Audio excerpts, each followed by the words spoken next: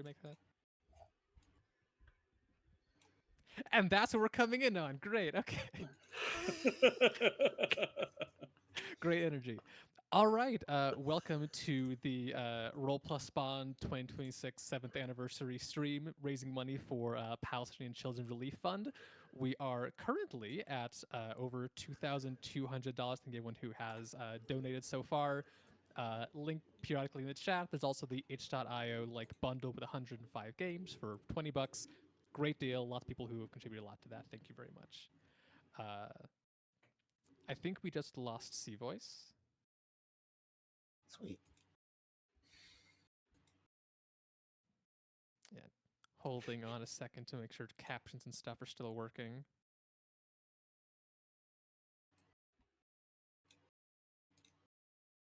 There we go.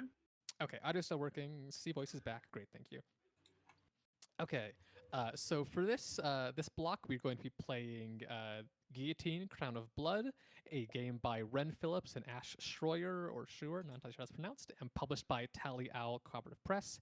This is a hack of Amour Astir Advent, which is somewhat known for various reasons in these circles, but less mechs. So sorry for everyone who just came from the Beam Saber block. There is less mechs in this one. I won't say no mechs just in case and to keep you, tantalized, but less mechs. My name is Ash. I use any pronouns. I'm going to be running this game as the GM.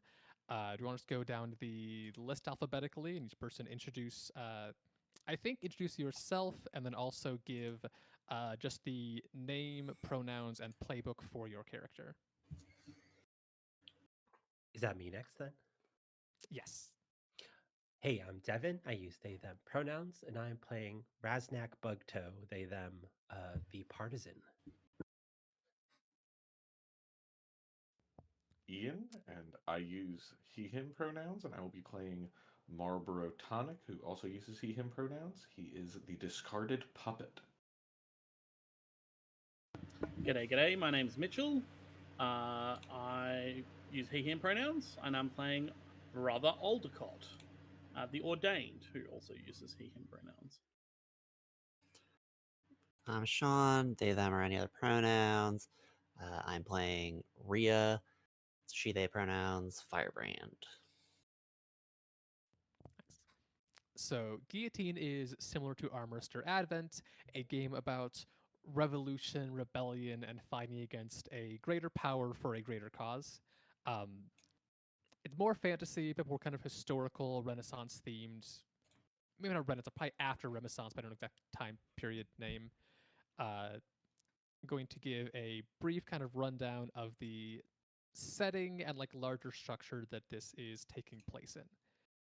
So the game is set up with the cause versus the crown, and the crown that we're going to be going up against is the divine nation of Tyreme. Add this real quickly. 12 years ago, a being descended from the sky and declared themselves one of the gods that this nation worshipped, and prophesying there would be the end of the world, the end of times in 15 years, and they were here to guide the nation to prepare for this and to be saved. Since then, it's been 12 years, and the crown has expanded rapidly, throwing aside any kind of diplomacy or long-term effects in terms of just grabbing resources, taking land, cracking down dissidents in order to prepare for what they believe is going to be the end of the world. The three kind of foundations that make up this place is the Bureau of Human Development, which is kind of the internal police structure, surveillance, more the hands-on dealing with people. The Hand of God, which is the kind of PR and religion side of this, which then takes the words of the being that descended, Dissidia, and broadcasts them to the rest of it. Does propaganda, make sure people are stay in line, and promise that everything that's being done is for a good cause. And then the third faction, or the foundation, is the Molders, who go out and actually take the land, use the resources, and are kind of divided up a bunch among some pretty big corporations who've kind of been given big sweeping power in order to do what they need and are paid pretty handsomely by the crown for their efforts. On the flip side of that is the cause, which is called the resilience, that we have that our side is on, the heroes of our story, who are, for various reasons, fighting against the crown, trying to stop what they are doing, most of them believing that if there is to be an end of the world, it's going to be caused by what the crown is currently doing. Other thing I would want to mention, see, yeah, it's visible on stream there. One of the major projects that the crown has been working on is something called the steeple, which was one of the first and most important kind of decrees given by Dissidia, which was to build a giant sculpture of a hand reaching towards the heavens with an open mouth in the palm of it. So kind of shaped like that, but it's still somewhat incomplete, still got a couple of years to go. And Tower of Babel style, like reaching up like towards and past the clouds. I think that I gave the general setting details like that.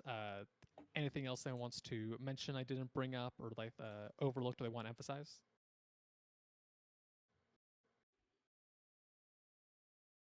Did we talk about how our world is like kind of Muppety? We did not, no. Yeah, you want to go ahead and explain that?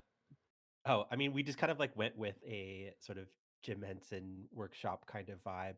I think it's probably going to be more Dark Crystal just because we're kind of more grimdark. Yeah. But yeah, we decided that our world has weird little guys. And weird little guys in the sense that, like, you know, Bert and Ernie are like weird little guys. They're like human-ish Muppets. Mm-hmm. But some of us are frogs and crows, so, you know, creatures as well. The shape of what a person is has been greatly broadened. Mhm. And we also decided to not think about any biology of how that might work. Right. Don't worry about it. Yeah. They exist and they have kids just like anyone else.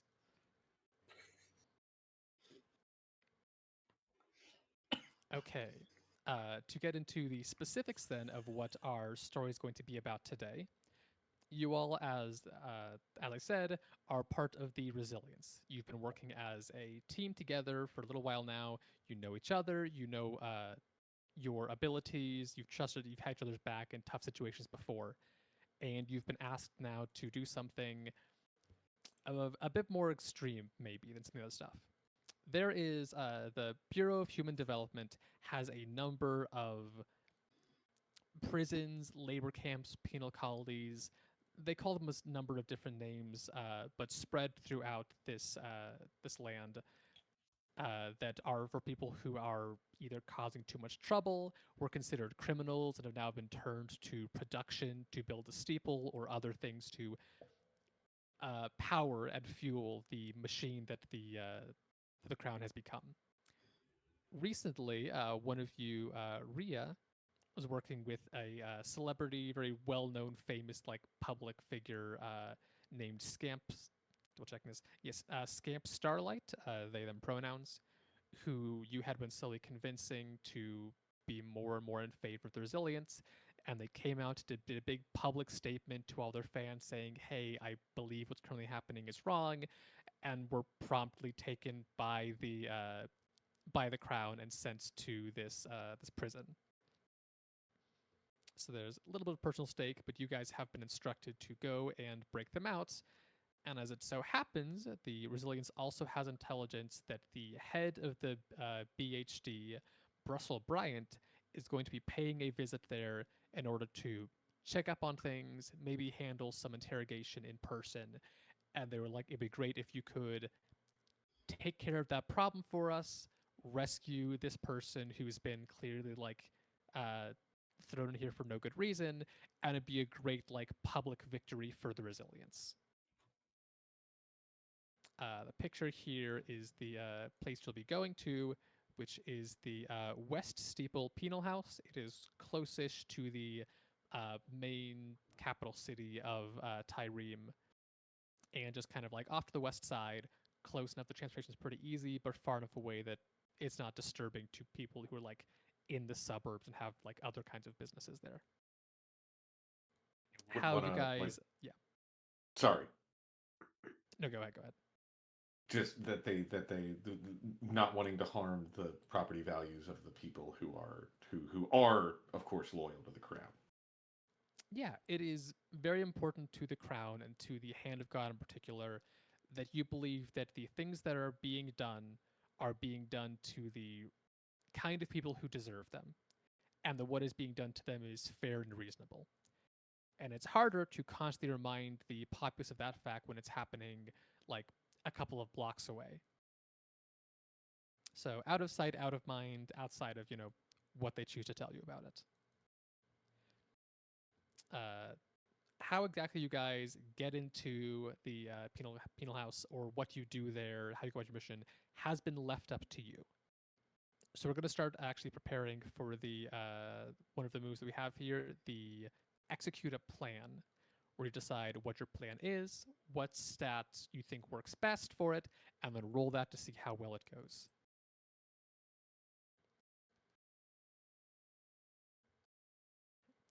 So thoughts currently on how to get into the this prison?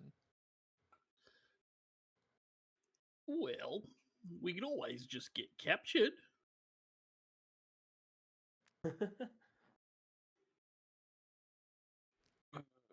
Yeah, Let there me are a couple of you that are various levels of well known.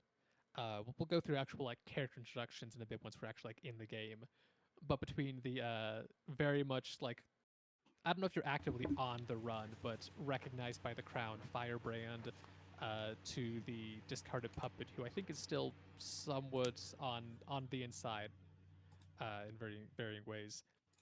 You've got some leeway into like how famous you want it to be if you did want to get captured. Right. That means we've also could potentially have ins to like do some work on the inside. Mm-hmm. Mhm. Yeah, if you wanted to get captured, then also have someone like try and just infiltrate and just get like assigned there. Hmm. Well, I'm a former minion of the church as well, and I think I can be. I think I can like go shadow mode. Let me like check my moves again. Oh, I have a pact boon called secrecy. You can mask yourself against detection. So Mm. I would be probably pretty good at sneaking around because I'm a former bad guy and also have sneaky powers. Yeah, you know how to fit in and also can just be invisible. Okay, so it sounds like we are leading towards more of a stealthy infiltration kind of approach then. Mhm.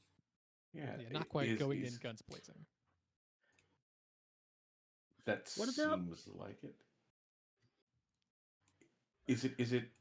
Is there something to not necessarily varying on getting captured, like a uh uh pretending to like we've uh how recognizable are you, brother Aldercott? look, I probably like I am always riding around on this big weird bird. I'm So without the like bird, no one will ever know it's you. so without the bird, no one will ever know it's me. That's a fair point. I was wondering if like a logistical or like we use the fact that we've got people that are a bit on the inside to do like a smuggling, like we all hide in a box and somebody with a Mm. clipboard and the box on a bag trolley just like walks in and goes, "Here, we've got a delivery," and then we all, you know, bust out of the box or whatever, or like a Mhm. prisoner transfer. I don't know. I'm just throwing Pri- spaghetti at the walls. Prisoner Mhm. transfer type thing was kind of what I was thinking. If we know Rhea is recognizable, we were doing going to the prison block in Star Wars of pretending to be bringing a prisoner to. Mhm. That's a Yeah. classic move. Yep. Mhm. So it I sounds will like say the yeah. Go ahead. I was just gonna, to that end, I do have for either version of that, the smuggling or the prisoner transfer thing. I do have database access, which presumably will help us find the right opportunity for that. Mm. Mm-hmm. Yeah, or you could at least like check the log and say like, okay, when are people coming in? Is it like a prisoner transfer due this time?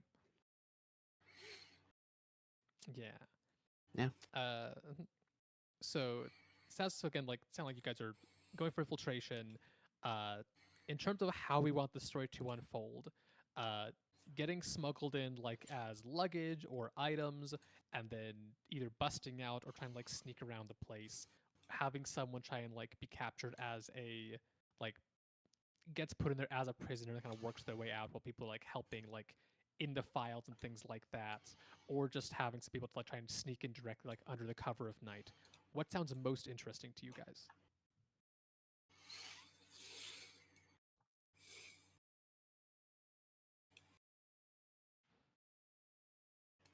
And then we all talked at once. Yeah.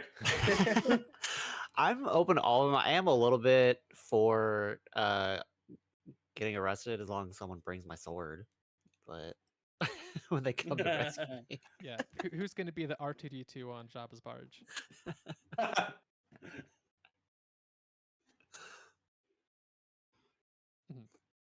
Yeah. Well, if wait, we're gonna put Rhea in jail.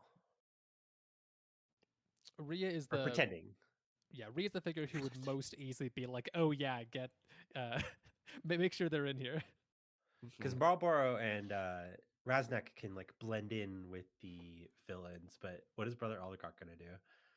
Yeah, I mean, I could also be imprisoned, or I could, we could do both. Mm. We could do,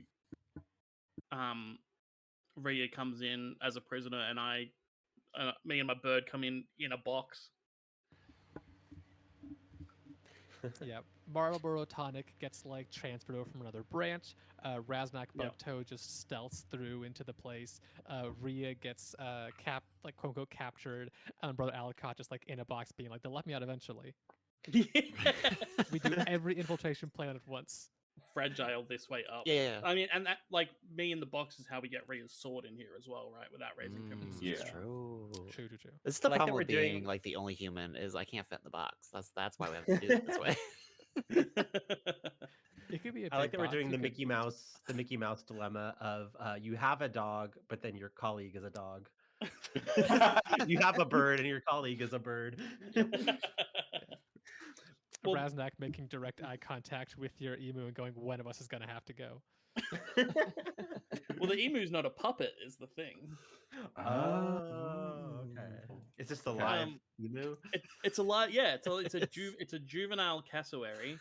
In Labyrinth where they've got the character that rides around on the dog, Uh-huh. and it's a live dog, and they like remote operate the puppet while it's Mhm. riding the dog. Yeah, that's Brother Aldecott's deal. Okay. Okay, I think what makes sense here is Marlboro and Marlboro like comes in with like the box with Brother box. Aldecott is like, hey, I'm bringing these supplies. I've been here to send you like temporarily like help fill in. Raznak is disguised as like one of these like guards or minions here to bring in Rhea, who has been like recently captured and needs to get like processed. I mean, would they bring Church of the Hand Inquisitors into the jail to like torture people? I don't think it doesn't have to be the like inquisitors here. I think that if you know that they're kind of like get it passed by as like, oh, that's why I was brought here, or like we capture them, we're bringing them off, and then you can go and stealth off separately.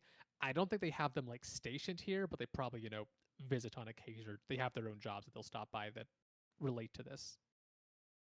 So it wouldn't be like out of place. Cool. All right. Yes, and I forgot to mention earlier that was reminded by the thing popping up in chat. This game, we do have content warnings for prison camps, forced labor, some hand/body horror, imperialism, and religion and justification for atrocities.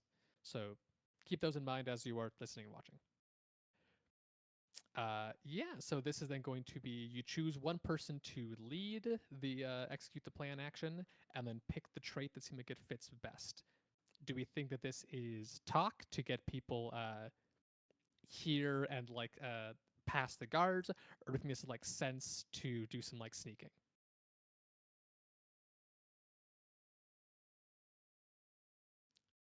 Um, I think talk feels more obvious, but I also know that we only have like a +1 in that. We're the same with sense. We're not going over +1 on either of those. So I think it's You're- more of you're a right, yeah. flavor. Look, we can get to +2 on talk.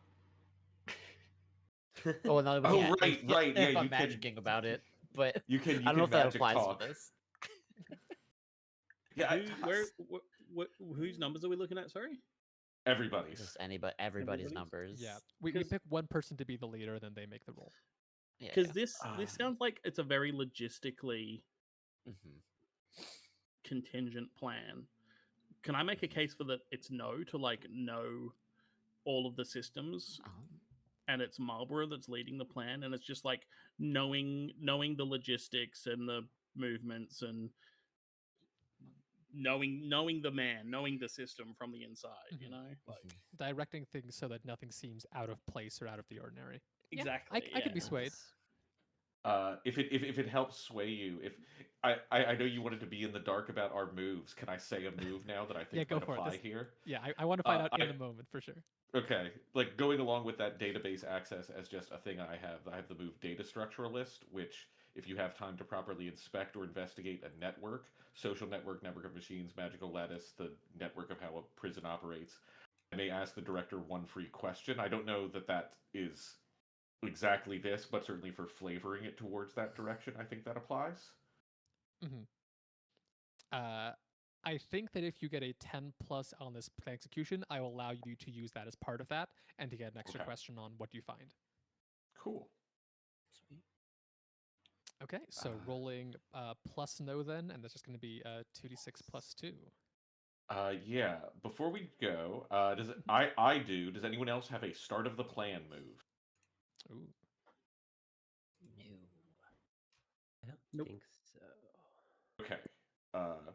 I have the one of my core moves is self improvement. At the start of the plan, I choose any of the following upgrades. There's a bunch of stuff. I regret to inform you, I will not be taking steam powered jetpack, as fun as that would be. I will be taking translation chip, which allows me to communicate with any sapient being, even those that don't have language. This is going Very to cool. reduce. This is going to reduce my evoke by 1 down to -2. But I can talk to anything. Oh my god. So you can talk to anything, which means that it like the way that the fruit become the way that fruit are puppets in Sesame Yes, Street. yeah. Like yeah. Uh-huh. Great. So 2d6 + 2 for the plan. Yep. Okay. That's a 10. Nice. So on a 10+, the opening of your plan unfolds as expected, and you make it to the action. Also, as you're preparing for this, digging through these files, you know how stuff is organized. What was it? The free question that you get? Yeah, I one can thing ask about one free how question the about network how the functions. network functions.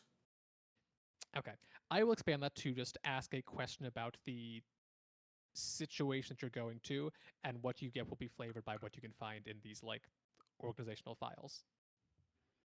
Okay. I mean, I think I'm open to suggestions from the table here for what we want to use for this question. The obvious one would be, where is Scamp Starlight being held?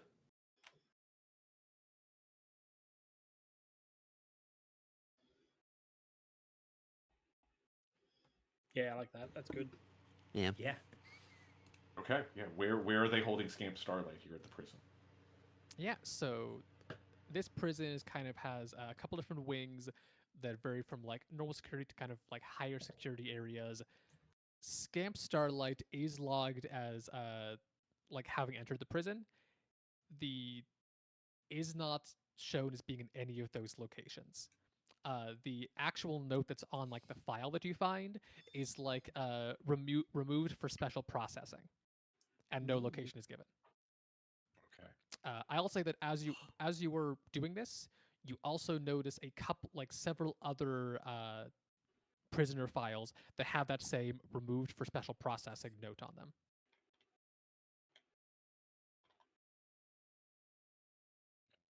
Okay. Is there any? Can I? Is there any like through line or pattern I can pick up in from the multiple prisoners that have this notation on there? The ones that you see seem to be kind of like higher profile names to some degree. People that were like caught, made some kind of public disturbance, people that the public might know or recognize. But then there's some that like you've never heard of before, and like you're good at knowing things and keeping like a finger on the pulse of what's happening in the crown. There's like, yeah, it could just be as a guy down the street. You don't know if they're there just like fill in the gaps, if there's something that you are not certain that like you don't know is kind of like helping them pick these people out or what. Okay. Then yeah, I'll share that with the group. Uh, seems like they've they've pulled Scamp to some sort of special holding, some processing, something like that. But there's a lot of high profile names here. That may be where they take Rhea.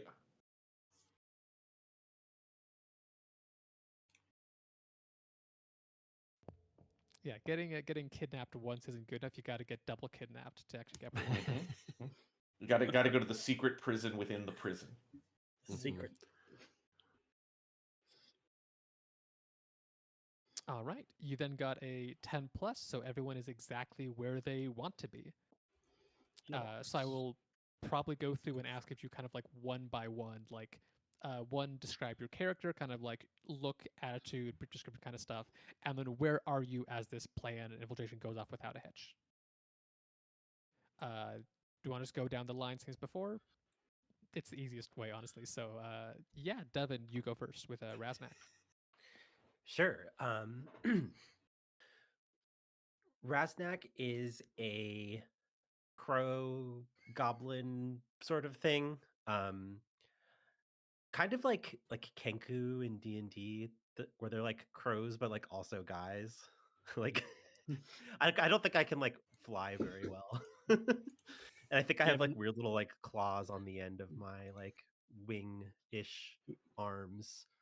Um I normally have a very specific outfit involving a red cowboy hat, as you could see in my character art. But I'm currently dressed as a inquisitor for the Church of the Hand. The inquisitors are called fingernails. They usually carry a big nail, and they have like a black cloak, and their face is usually adorned with a mask, and that mask is like a hand, not like a hand like sort of parallel to the face, but like a hand like coming out of the face, almost like Cthulhu like mouth tentacles. Um, and mine is obviously sort of like beak shaped, so it's kind of like you put a hand on the end of a like plague doctor mask. Um, and I am being sort of gruff and silent and not saying anything. I'm using my sort of intimidating stature as a church inquisitor, a fingernail, um, despite being kind of a short little guy. Mhm. Are we just doing sort of like the what we see, or are we explaining our character any further than that? I think the description is good. We'll see what you can do like as the game proceeds. Gotcha.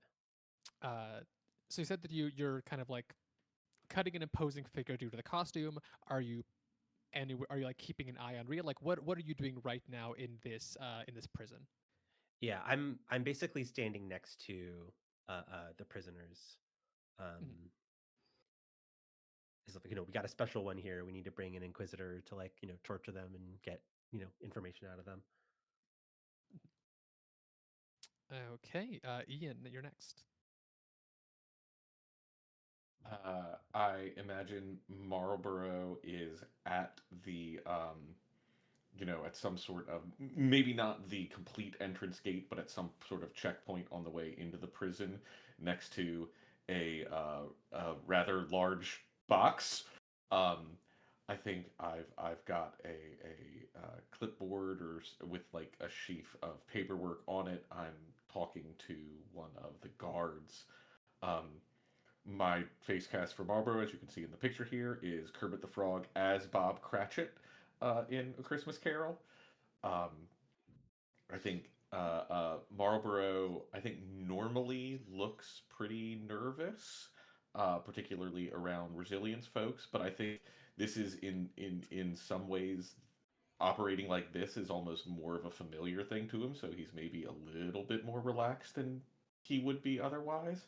But just kind of playing up the just here doing my job with whatever guard I'm trying to make sure that the doesn't look too closely inside the box to find my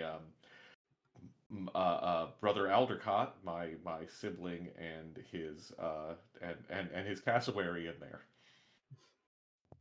You actually timed this really well. There is a number of other like you knew this when you like made the plan. There's a number of other shipments that are also kind of due at the same time for this prison. So normally they would do like a much more like thorough investigation of like the different boxes, what the cargo in them was. But because they are expecting this important figure, Russell Bryant, and you've got like a big long line of other trucks behind you, they make sure your paperwork is okay, it's forged, but passes muster, and kind of waving you by without doing the full thorough check. Okay. Um, then I think probably pushing on the cart carrying this. I think probably looking a little comical with very spindly limbs, pushing this large payload along. Um, I don't know. I'm imagining across like kind of a sort of muddy courtyard or commons. Mm-hmm. To give a brief like high concept description of this area, the West Steeple Penal House was once a school that has since been like revamped for its new purpose. Fence outside, a lot of the dorms have been converted into the cells, and what used to be a kind of a large kind of like garden or like fountain courtyard area has been redone with like concrete floors to kind of be like a work zone. So Okay. there's this air of like things you can almost feel like people used to learn and play here, and now it's been turned into something like darker and infinitely more sad. Yeah, then I think we're headed to like Can I somewhere where they. Oh, please, can I can I suggest where we're heading to? please. As you get stopped by somebody who needs to look at a checklist, you get stopped at a guards checking your stuff, um, and asks to open the box, and Marlborough is sweating a little bit, opens the box, and inside is the cassowary laid out. The cassowary and Marlborough laid out on top of a whole heap of vegetables. They're both trussed, and Marlborough's got his eyes closed with big X's over the eyes and a big apple in his mouth. And we're headed for the kitchens. Ugh, You keep saying Marlborough. Do you mean Aldecott? Oh, sorry, Aldecott's in there. Sorry, Aldecott. I'm looking Marlborough at. briefly seeing his own mortality. Sorry, I'm looking at your sheet, and so I keep saying Marlborough. No, Brother Aldecott and the cassowary in there, trussed up. Brother Aldecott's got a big apple in his mouth and X's over his eyes. On the top of a whole heap of vegetables. We're headed for the kitchens. Sounds good. After you want to move on then to Brother Aldecott, you can describe your character, your cassowary, and anything else as you head for the kitchens. Yeah, so my face cast for the puppet that is playing Brother Aldecott is a bit of an obscure pull because it's difficult to find good pictures on the internet of this character. They are Kerry from Feral TV, which was a sequel to an Australian puppet, like a puppet-led show about. So the first series was the Ferals, and it was a rat, a cat, a dog, and a rabbit that lived in a shed in a backyard in Australia. And the sequel, the Feral TV, they just started a pirate TV station. And Kerry was the toad who was like the boss of the TV station. Anyway, a toad. I think the brother Aldecott like is the prodigal son who like left and traveled the world and found weird stuff in ruins on the off on the far edge of the map, and has come back to the crown and gone, holy shit, what happened here? Like they got out early when the crown started doing bad stuff, and that has come back and gone, shit, maybe I should have done more to stop this from happening. And has brought back from the far edges of the world a small god, Pappy, my bird, who, if we're familiar with Friends at the Table, like the spring, all the new weird plants from the winter in Hyron, cassowaries are important rainforest birds, and they eat a lot of fruit and disperse a lot of seed out in their poop. So this cassowary wanders around and poops out this new kind of plant life that might help the world survive this oncoming apocalypse. I think all the plants that start to grow out of their leavings are like pastel hypercolor weird plants. And so yeah, I don't see myself as like anything too special, except I have to look after this bird. You know, they need to be nurtured and looked after and help mold them into something good instead of something terrible. Briefly for the stream, I think I have found a picture of Feral TV that includes the toad in question. Oh, here we go. On the main view. Is that it? Hang on, where is it? Oh, I'm left. Sorry, I'm looking. Yeah, that's Feral TV. Yeah, you got the toad in the bottom left corner there. Some great. They look almost more like ceramic like sculptures, and they more than like puppets, which are like how low the quality of this picture is. Yeah, that's I think that's picture quality more than anything. They're mostly pretty fuzzy, except for Kerry. Kerry had an assistant that was a cockroach as well, if I remember correctly. I think that's the character that's up in the top right. Mm-hmm. There's always more weird old TV shows than you think there are in the world. Yeah, I know, right? And just to be explicit about it, because the fact that your name is Brother Aldecott, but also Marlborough and Aldecott are in fact siblings. They are brothers. Yes. The two frogs are related. The two frogs are related. And I don't know. Is it just that Marlborough introduces everybody to Brother Aldecott as Brother Aldecott? Is that a title, or is that just because they're brothers? Unclear.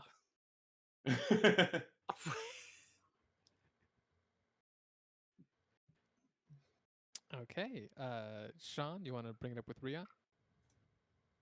Yeah. So Ria is used to work as a stagehand at like a cooperative theater with Scamp Scarlet and a bunch of others. And as the crown kept like eating up territory and like, taking people they cared about, they all kind of made a decision to kind of stop that and like fully devote themselves to the cause in some way. Ria's answer to this was like yes missions, but primarily like becoming a writer and doing like a underground newspaper that they write for, and have become a well-known author because of and has readership that is like even beyond, even like people like normies enjoy what she writes, and even if the the messaging goes a little over their head. And she is probably, as soon as she has any amount of like prisoner audience is gonna start like making a speech in order to try to guarantee her spot in double secret probation jail or whatever. So is this you like you've been like kind of shoved into like the larger cafeteria area and been told like get some food and then we'll like make sure and then we'll like take you to get like questioned or whatever to make sure you don't have anything you're hiding. Yeah. Cool. I think we might just pick up there then, as you have stated an intention to like make a name for yourself in this prison. As there are a bunch of people here who clearly worn down. You can see lots of like blisters on people's hands, lots of like work has been done, whether or not they were doing this kind of work before. Just kind of turning to see you with like tired eyes, like someone else is stuck here now too. So how do you get their attention?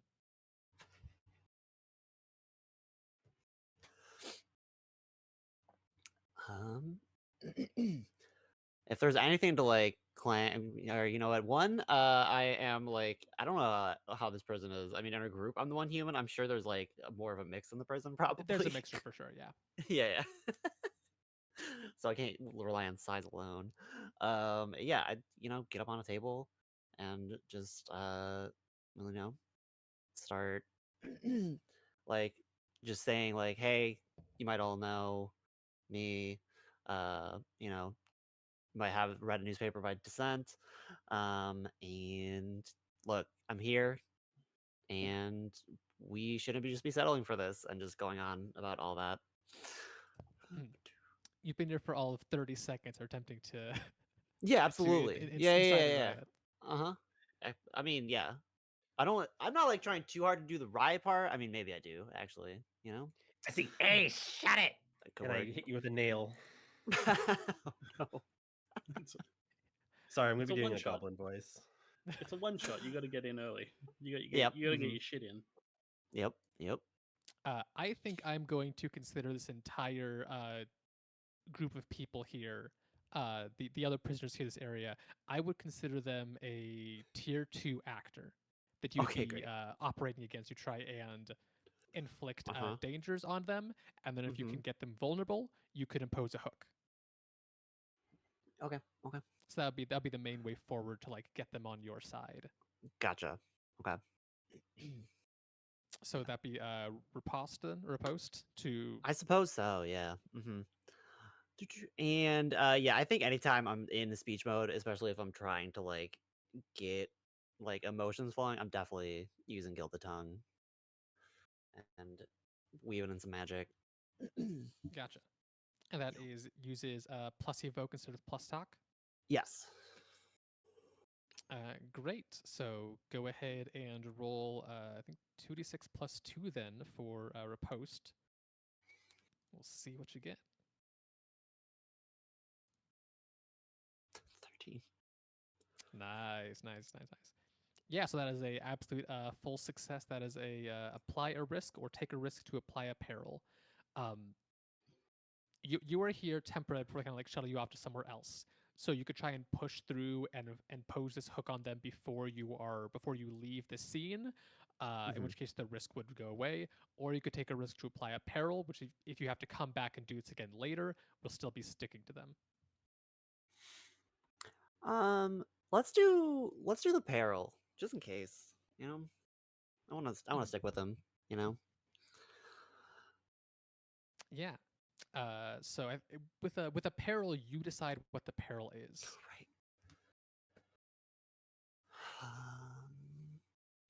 Right. Agitated is what came to mind first. Let's keep with that. Okay, so agitated. They are definitely like this is at the minimum. They're not vulnerable yet, but they are tense and kind of afraid of like you doing this make this more dangerous for them in some ways, because if this breaks bad or like if someone does try to do something, they will probably fall back on all of them, where they're not going to take action yet, but they are tense and scared and looking for danger from each other and from the guards in a way that could be further directed to to rise up, take a stand, or take actual action, but they're not there yet. Yeah. And then if you're taking a risk, you decide what risk you're taking here, and I'll also say that Raznak, as you are supposed to kind of be um, like guarding and keeping control of this firebrand at the moment, what kind of risk do you think you would fictionally apply that Rhea can then like agree to compromise on, etc.? I mean, I did already describe that I hit her with a nail. Bonked. Yeah, bonk is Bonk. pretty good. Bonked works. My brain was going walloped, but I like bonked. Walloped. Oh. Wallop feels like a peril. Yeah. True. Wallop has some force behind it. I mean, you're my ally. I didn't hit you that hard. Yeah.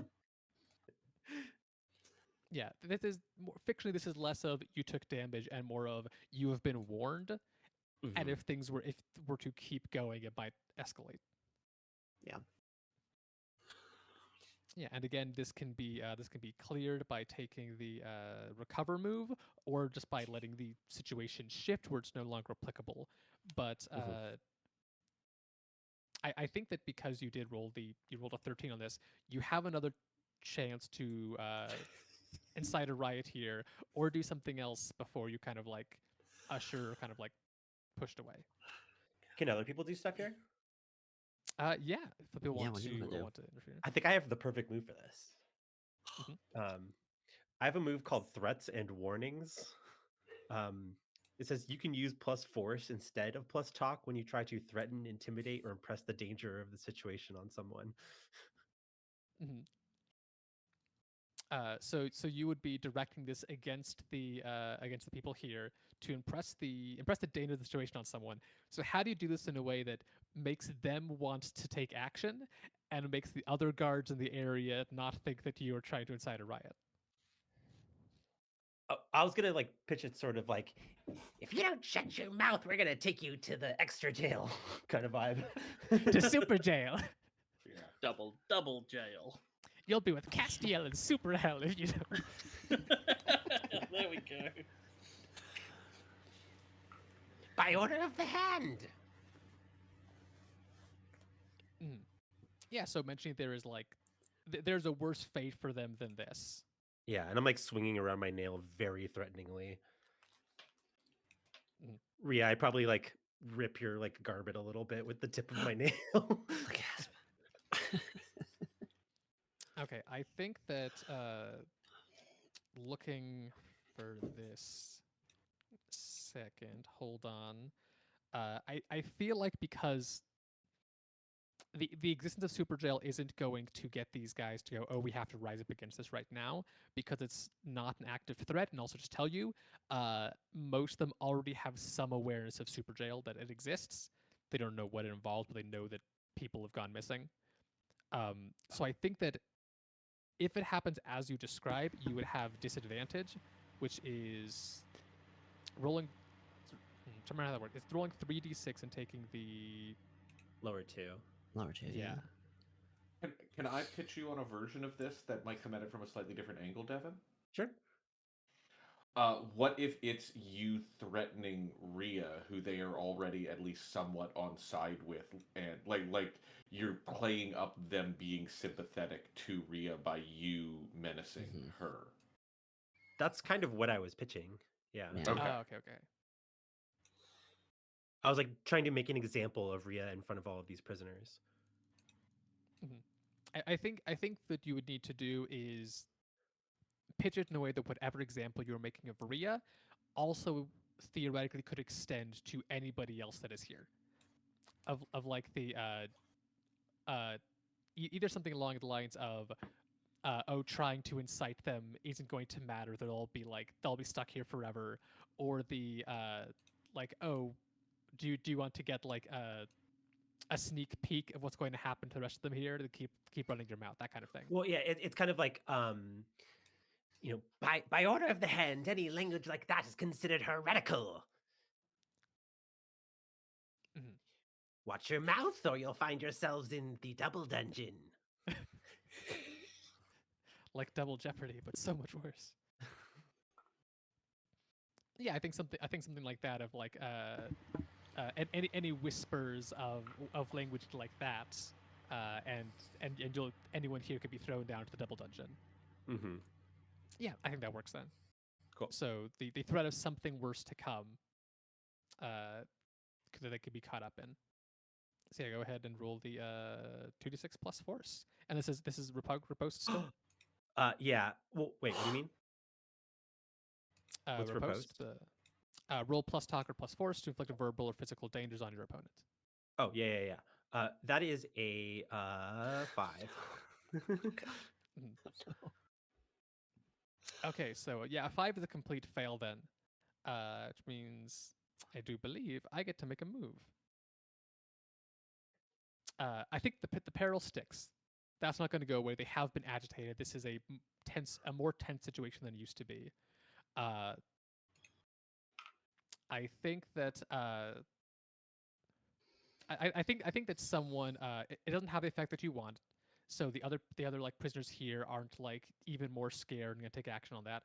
And one of the other guards comes up and kind of like grabs your cloak, pulls you like probably up to them as they're taller than you, and goes, "Don't go talking about the super secret prison jail. Your visitor, you remember, I didn't say anything about triple jail. and you're gonna keep it that way." But yeah, Triple jail. you have a bit of a mark on your back now for saying the wrong thing in public, and they're gonna be like, "Oh, you can't be trusted. Like, keep your mouth shut. We gotta like keep an eye on you." Well, this is a disguise, so I'll have to, shed it soon then. Yeah, ditch it at some point.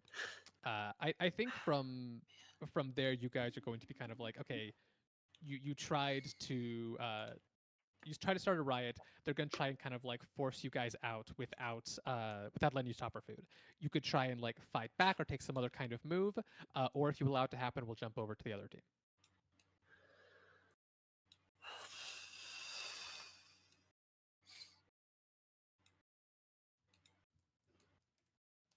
I think just gonna let it happen.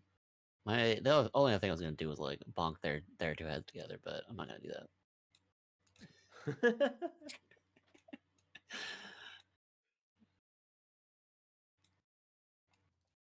Okay, then we will pass from there. As you're being led with some kind of like interrogation room for questioning or whatever might come a part of that, to the other group who's heading towards the kitchens. To zoom out a little bit in terms of scope and time, what is your overall goal here? Do you want to get to the kitchens and then sneak off somewhere else? Are you trying to like talk to someone to like get information? What are you hoping to achieve in this next step of the infiltration? I was assuming that our first goal is just to get Aldercott operating, not stuck in a box. Yeah, like find somewhere to hide and get Aldecott out and get his gear on, and get astride his bird, and like ready to act in the next part of the plan. Yeah, as opposed to just being stuck in a box. Mm-hmm. Yeah, I will say that because again you rolled very well on your entrance roll. Finding a spot to kind of like slip out and get geared up, not going to be an issue. So Cool. what is the step after that? I did put the two current kind of clocks on the main view, where you've got find Scamp Starlight, currently at 06, and find Brushel Bryant, currently at 04. Brushel Bryant, is not here yet, but should be arriving soon. Okay. I mean, I think trying to get a lay of the land, gather information is not bad. We have an excuse to be moving. Maybe we're making a point of not taking a slightly more circuitous route here, to try and get a better sense of the what's going on. If we can get a sense for where Super Jail might be, that sort of thing. Mm-hmm. What if it's we steal like uniforms of how in jail you put all the food on the little trays and then you put the little trays through the slot in the door? Mm-hmm. What if we steal like caterers' uniforms from the prison kitchens, and we steal a trolley to hide the bird under the tablecloth and the trolley, and a big pot of soup or something, and then we could just like wander around the jail looking for these folks while we pretend to be handing out lunches. I like that a lot. Uh, I I think steel is a little bit. You know Aldercott. I Uh, know you're passionate about this, but I think we can take a softer touch than that, and I think we abscond with. How's that? uh, and I think kind of like hops up onto the edge of the box and is like rummaging around underneath where you are, Yep. and comes back up with, I don't know, whatever our prison equivalent of like a couple of cartons of cigarettes is. Because we're not going to steal these, we are going to buy the uniforms from people who are wearing them. Because I have bribes for any occasion. So Excellent. you do. Mhm. Sorry, I'm Briefly correcting myself, I put find Scamp Starlight at 1 out of 6 because you found out about the instance of Super Jail, and I think that's a step in that direction. Yes, you were saying? I'm just remembering like the very first episode of the Muppet Show where they have Kermit drink milk through a straw, and then he just turns directly to camera and goes, "Think about it, folks." And I'm just like picturing Brother Aldecott, the puppet, taking a cigarette and lighting it and taking a drag somehow. uh, but yeah, are there some like because I imagine with this already kind of being a labor camp that they're using inmates to do a lot of the menial work like delivering food and things like that. Am I off base there, Ash? A little bit.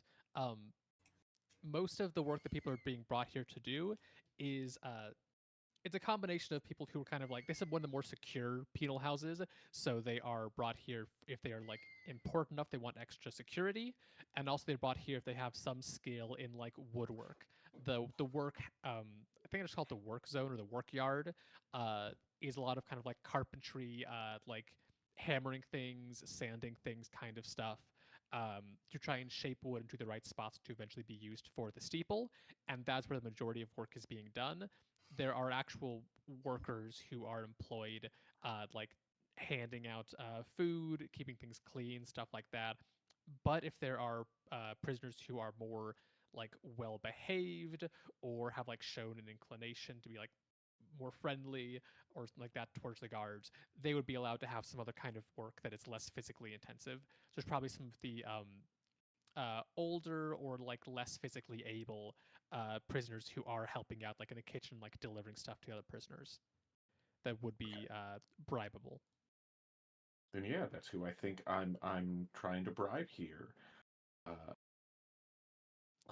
I'll walk up to two who look like, I imagine it's relatively that they would that it would still be clear who is a prisoner versus a someone who is employed here. That would need to be something that could be told easily. They have like an apron, but has like marks on it, like Yeah, prison bars almost.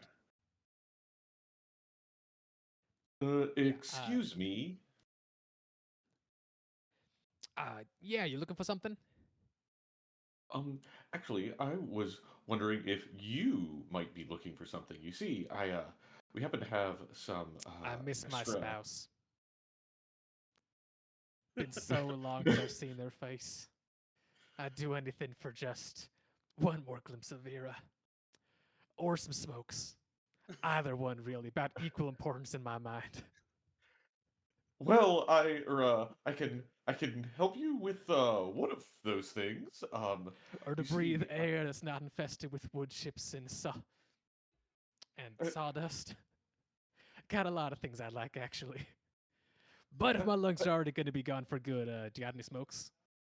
I do. We had some extra in the shipment that just got brought in. Why don't you take what if what why don't you take a break by I can and just I'll give you these, and why don't you just leave your aprons and everything here, and we'll take care of the rest. Is this because you want to wear the aprons and pretend to be us for a little while? Yeah, I it's will part of a work neither placement confirm program. nor deny. Good enough for me. Just want to check because we got some that might be closer to your size in the back that I can go bring them out for you. Oh, that would be lovely. Yeah, you're talking to like an ordinary human actor. Yeah. Just like an extra on set. Yeah, if you're gonna bribe me, then we're gonna do this right, you know. They're unfiltered. That's the stuff that'll get my lungs clogged and tar. Do you want me to roll something here, or I is the think more that interesting roll us actually yeah. investigating after we got these?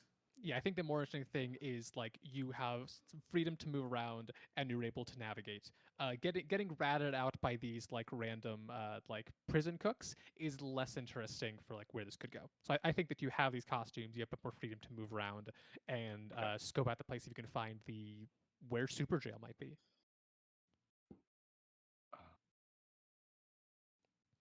All right, Aldercott. Now we just have to figure out where they have Scamp. I will also Ye- say that Pap also was given an apron. Yeah, nice. I'm looking for one of those fire safety maps of like you are here, where the exits are. See if there's like double super jail marked out on the fire safety map. Mm-hmm. Yeah, so looking around for places that might lead you to super jail.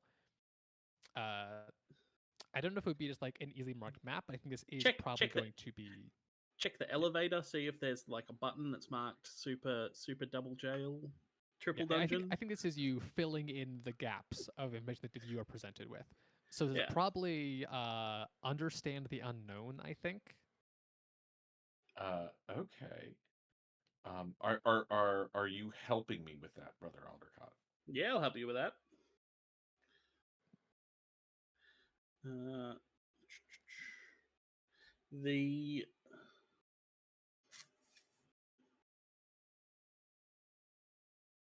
Can I actually? Can you? That's understand the unknown. Is that roll plus no? Yes. Yes. Um, you because I have a forbidden grimoire. I have an Ooh. ancient tome filled with forgotten and forbidden knowledge. When you understand the unknown about a topic in your forbidden grimoire, gain confidence. If you have time to safely consult your text, also gain advantage. One of the two topics in my forbidden grimoire is secrets of the city, That would be relevant here. and it's like I've got like the blueprints for the school when it was still a school in these texts, and we've got the trolley with the big can of soup on it, and as I'm pushing it, I'm like flipping through the pages of my of all my tome and my notes and my loose sheafs of quires all bound up in this big hefty tome, like flipping through the blueprints, looking for the places that are in the blueprints but aren't accounted for so far in what we can make of the layout of the prison. Mm-hmm. Okay. Yeah, Then so I think. yeah. Sorry, I was just gonna say. I think I'm aiding you then. Yeah, cool. Yeah. So then you would, Marlborough, you would roll first, assist/interfere. Your Okay. bond with Brother Aldecott is +2, so this would be Yeah. a 2d6 +2. Because we are estranged siblings. I'm marking roll plus bond on the bingo card. I will mention that Brother Aldecott's bond with you, Marlborough, is only +1, so it's not quite the same. Look, I've been gone for a while. Yeah. I think I feel more strongly about my seemingly like religiously involved with this cause brother than he does with his former servant of the crown trying to do good sibling. Does that feel right, Mitchell? Yeah, I'm happy with that. Okay. In my defense, Brother Aldecott's bond with his magic god bird is also only +1. But I got a 12 on that roll, so you can make your understand the unknown with advantage. Hell yeah. And confidence. So that will And be confidence. 3d6, keep the highest two, ones or sixes, and +1 for your no stat. Wow. Uh, it's slash roll, isn't it? Exclamation mark. he Exclamation says. mark. Yeah. Oh my god, oh my god, oh my god, Jenna's gonna kill me. And Jenna is here in the call, so I won't even have to like arrive later. Yeah. Can just do it now. You just drop from the call. We never see you again. So that's a 6 because ones count as sixes. Oh no, yeah, it's a so that 7. is It's a 7, so 8 total. +1 for your no, which I think is 9. So no, Or, it's 6 and 2 +1 for the no is 8. 6 + 2 + 1 is 9. Right. Sorry, I'm bad at maths. Oh, good. Okay, so with a 9, that still is just the mixed success for this. Damn. So for understand the unknown, you get partial information. Something might be missing or not quite relevant, and then your thing says it's just to gain confidence, so it doesn't give you any like Yeah. extra It questions or anything like that. doesn't give me an extra. Yeah, no, it's just I get to learn about stuff that I wouldn't have an opportunity to otherwise. Mhm. Yeah. Yeah. So, I will say that what you get from this is looking through your forbidden grimoire and also comparing that to like you do find like a fire map kind of thing, and there have been some differences. Um, there something that you do know based on your grimoire is that when this was a school, it was a very fancy school. They're worried about like security and stuff for, so they implanted they're like veins of like basically magic resisting material and like runes running throughout the walls to protect it from being like affected by magic. So you could like you could ram a truck through the wall potentially, but if you try to do a similar thing with the spell, it would be a lot less effective. So that's something that was there before and is still true now. You Cool. also see on these blueprints, there's some parts that like don't quite match up. Like there's a wall that seems to have been shifted, and there's some areas that have been kind of like either like marked or maybe just were changed in the process of turning this from a school into a prison, and you're not quite sure which is which. Like what was done for security reasons versus space reasons versus secret super jail reasons. There's no obvious thing you can see of like um, this is where the place that no one's allowed to go is, but you do find some like weird stuff seemingly around like the more the important parts in this prison. So like the barracks where the various guards like hang out and sleep, and also the like director or like warden's office. There's more of like the weird walls and stuff going on around there that seem to have been changed. Yeah, And I okay. will shift the scamp starlight clock up to 2 out of 6. Setting question. Mhm. Gunpowder? Question mark. Yes. Yeah. So like, I hesitated would for I? a second and then remembered that a bunch of the art in the book has lots of guns. So yes. Yeah, true. So they've probably got like a powder magazine somewhere.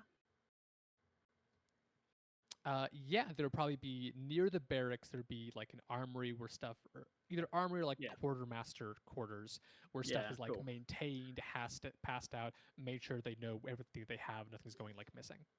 Cool. It'd be a shame if one of those lit cigarettes got flicked in there. Really would be. Thinking about that for later. Mhm. I think then, as you are going out doing these rounds and checking out this information, you are passing between a couple of the buildings as you see again, there's a bunch of like carts and wagons with like resources and stuff that like supplies that have been brought in. They're kind of Yep. in the process of being unloaded, but past all of these, you see the gates kind of be swung open by the guards, and a large motor car comes through, sleek, shining, limousine kind of style, but clearly has like bulk that shows kind of like armor plating for what is like still an older vehicle, but has been either magically or physically reinforced or both. Oh my god! You're pretty sure that Brushel Bryant has just barely arrived. Oh my god! They arrested that car. It's going straight to super jail. I And think I will. it's more what might be in the car, Aldercott. And I will give you a brief glimpse of one of your targets as you go, as you see them coming through. So we agreed ahead of time that the Muppets the exact Muppets weren't in this setting, just Muppet-like creatures. But I was trying to look at picture of the Muppets to get inspiration, and this guy was already like 75% of the way to, to like what I had written in my notes for the description. So this is Brushel Bryant, kind of like fancy clothing, lots of like rings, jewelry, like a gold tooth, kind of like blinged out fashion. Not quite as like 80s hippie vibes as this guy, a bit more of like a military jacket, but still kind of got a little bit of like a gleam, fancy like feather in the hat. As you get a brief glimpse before they are ushered by other like guards into the into the prison to head to wherever they are going. And I'm going to mark the find Brushel Bryant at 104, and then cut over to the other group in the cafeteria, I believe. I can't believe I can't believe his name is Dr. Teeth because he's a former Nazi scientist.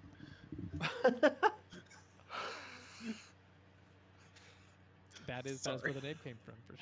Sorry. It sounds like Dr. Goldzon or something on the picture there, but it did come up as Dr. Teeth and all the things I was looking at. Okay, so last we've seen them, Rhea and Raznak kind of being like pressured out of the cafeteria. No food was claimed, and were being taken to a more secluded area of this prison towards seems to be interrogation or like questioning chambers. There are a couple of guards like around you, kind of like in formation. Rhea, you're an important enough person that even with having this fingernail like guarding you, they're still not like leaving you unsupervised. You know that once you get there, security is going to be tighter. They'll probably try and do the whole like handcuffs to the table thing. You could try and do a breakout on the way there. Try and lay low and like twist things to like turn the interrogator to your advantage. Things like that. What's kind of the plan between you two?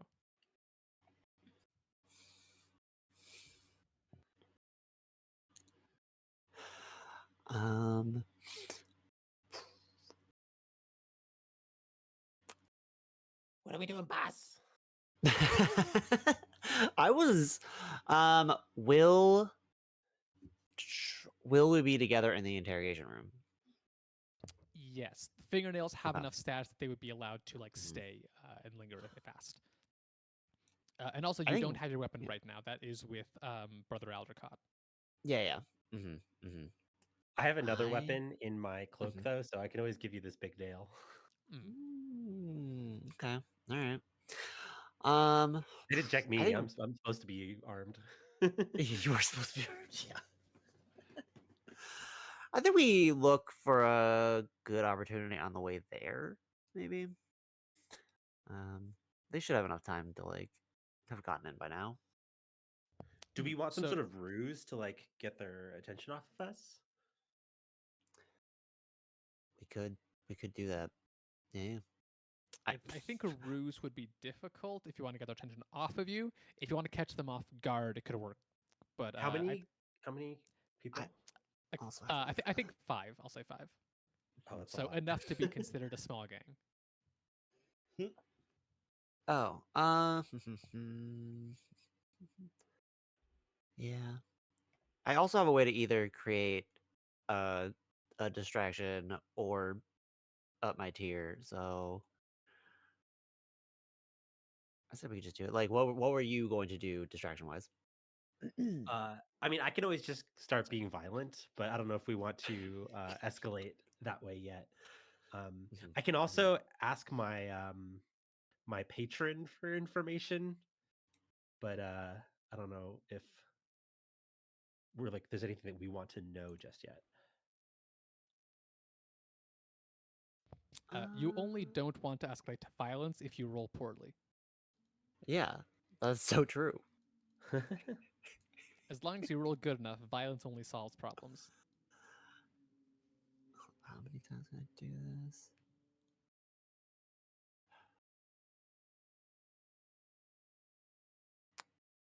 Okay, you know what? This we'll do this way. Just roll sixes. Yeah. All right. Just roll So sixes. I I have a what thing that tends to happen to Rhea when she goes to a place is any like spirits in the area tend to like coalesce around her. And they're usually pretty open to what she asks. And so I'm gonna talk to them and see if they'll help me beat up some guards. That sound okay? Yeah. Is this a Cool. move that you are doing? Or Yeah, it's a... Riding Souls from the Revenant Orator playbook. Okay. The dead look to you for leadership or see your presence as a rupture in the veil of death through which they might pass. Spirits of the dead slowly amass wherever you are. Invisible to most, their presence will drown out attempts to magically observe you, but will appear as a congregation of spirit energy to those with true sight. You can direct them to act as a distraction or to assist you in combat, increasing your tier by 1. To do so, roll Evoke. Gotcha. So your goal here is to increase your tier by 1 by Uh-huh. kind of bring these spirits into you, infuse you up with their energy, and then crack some guard skulls. Yeah. That's the aim. And if they don't like what I'm saying, maybe we pause. But probably not. Mm. Yeah, sounds good. So that's rolling evoke. So that would be the 2d6 plus 2. Unless there's any other like moves assisting going on. I do have a +1. Let's see.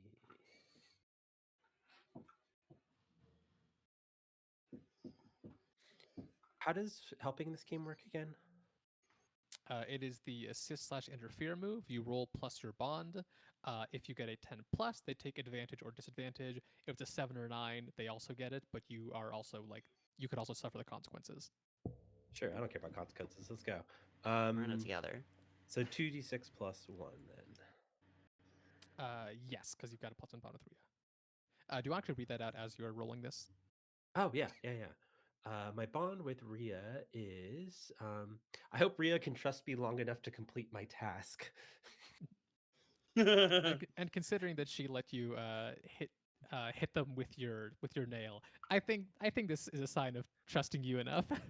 Yeah. I mean, a lot of people told their backstories in their intros. I didn't really explain what my whole vibe was yet, but I don't know when we want to do that. Yeah, if you want to mention it now.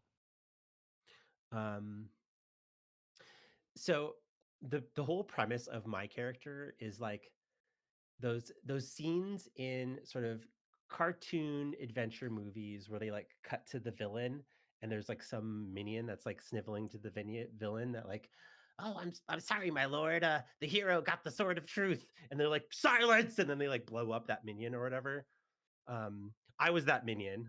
I was the minion who like brought the bad news that then got like yeeted off the tower and exploded by the thumb, one of the leaders of the Church of the Hand. And I fell down the steeple and into the deep depths of the trash pits.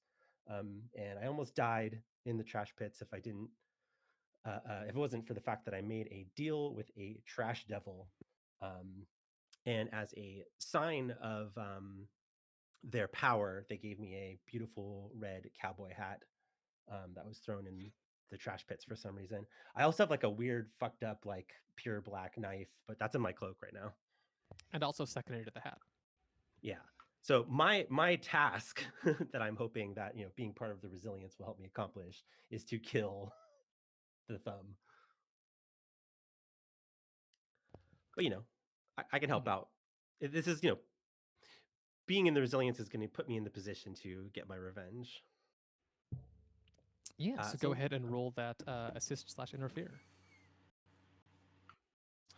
that's a 8. Okay, so the mixed success. So you do grant Rhea advantage on this roll, but will also potentially suffer the consequences. How do you help Rhea infuse with these spirits? Are Well, you I have acting as a sort of a. distraction or actually helping the process? I mean, can my patron help me here at all with like sort of supernatural like aura connection stuff? We just lost Sea Voice. Mhm. I expect it will be back shortly. Because like I'm sort of magical as well. I at least a +1 Mhm. and evoke. Um, maybe like I put my hand in my like cloak and I grasp the knife and feel it like thrumming with power as I try to be like a spirit conduit. Mhm. Yeah, you've got some magical ability. You know what's going on right now with Rhea and can kind of like try and like push stuff in the right direction. Hmm.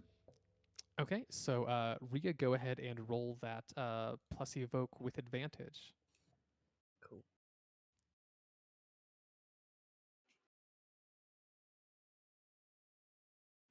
13. It did not do what I asked it to do, but that's fine. Yeah, you just accidentally you named the you named the die result KH2. Words too, yeah.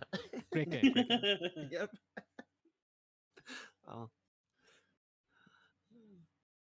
Yeah, so that result then is 13. a 5 and a 6 plus 2 for 13. Uh, Mhm. so absolutely, you are now infused with the power of these spirits and have increased your tier. We're finagling the rules on tier a little bit, where the PCs start at tier 2, grunts are tier 1, and then we go up beyond that kind of as normal. So what does it look like as you become tier 3? I think it's only a little bit like, given the power. I think they're just gonna be throwing punches with us. I mean, I imagine there's an obvious reason there's a bunch of ghosts at a prison, and they're upset about that. Yeah. So speaking of throwing punches, do you just start doing that immediately, or like almost said Raznak? Do you take the lead and make the first blow, or if you're fighting against these guards, how does that start? I let Rhea take the first move, but as soon as I see her going crazy mode, I'm gonna go like super crazy mode. Okay. Yeah, let's do it. Fuck it. Just out crazing each other. I wrote on my pitch for this character a violent little freak. That is true.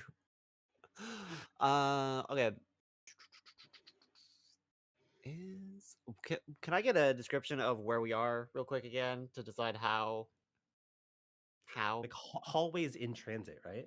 always in Yeah, transit? you Okay. guys are heading towards a more secluded area. I think that you can see through like some like windows of what used to be like a school corridor, like the fence like kind of beyond as the sun's like starting to set. Um, I don't know if that helps at all, but yeah, Yeah. Yeah. corridor nearest Yeah. the edge of the prison. If it's just us and they're kind of surrounding, Yeah. no, I got ghosts. I call the ghosts in. Yeah, I'll just throw punches. This is fine. Okay. We'll do a force. So just kind of wheel around and like take a Mm-hmm. throwing hands. Yeah. Gotcha. This would be riposte, and because you are tier 3, let me double check this. You have advantage when riposting because Sweet. this group of guards is tier 2. Okay. Nice.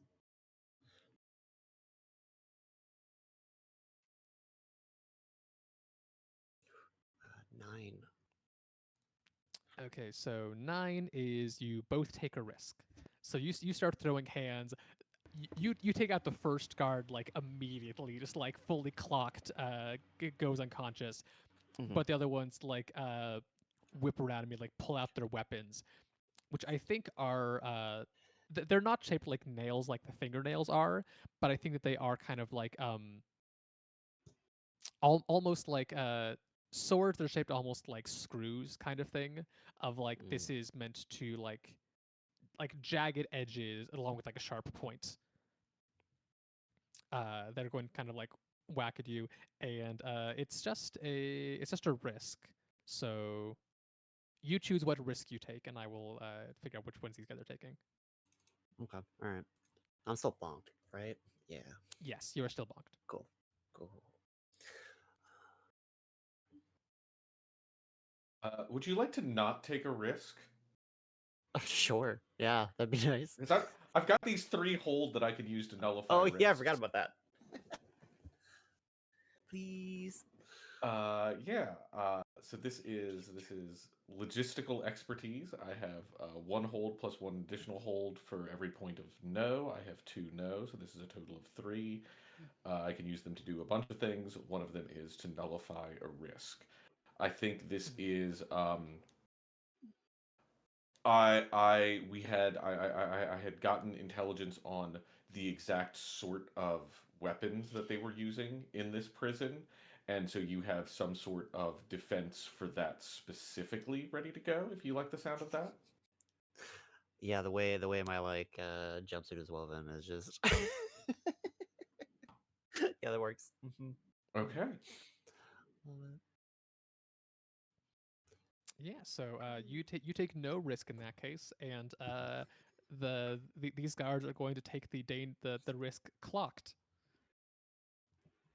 And these guys are considered extras, so they only have 1 danger, so they are at this point vulnerable.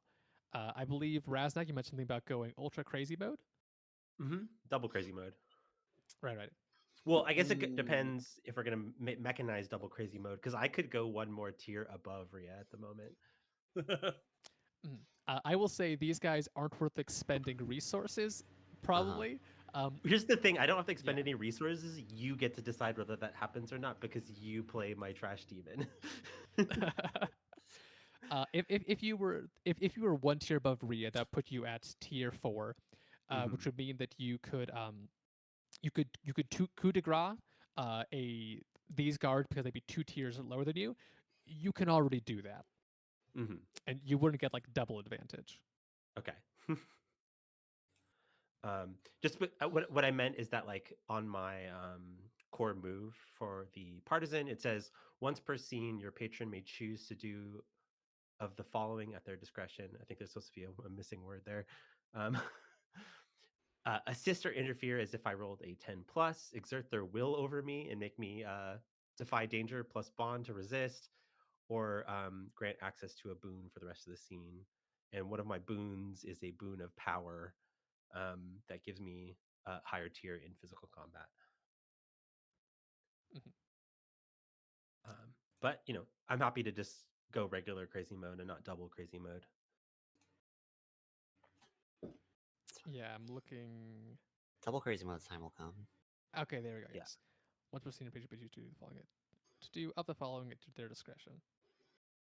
Okay, that is good to know. I will keep that in mind. Thank you. But happy to go regular crazy mode right now. Yeah, I think regular crazy mode will probably do it. Yeah. They're not particularly interested in helping you out against these guards in the hallway. Well, I'm already regular crazy mode, so going crazy mode at all is kind of like double crazy mode. So maybe that's like triple crazy mode. Just We keep inventing new layers of prison and of crazy mode. Yeah, it's all hierarchical. Roll plus crazy mode. So wait, am I reposting or coup de grace? Coup de grace, Okay. because these guys are currently vulnerable. Ooh, nice job, Ria. All right, I roll 2d6 plus force, which is plus 2. Let's go crazy, as Prince. What is your once said. current tier? Oh, 3.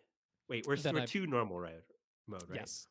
Okay, so I'm at 3. Yeah, you guys are 2 by default. So if you were 3, then you also have advantage against these guys. Oh, so roll 1 more die. Yeah.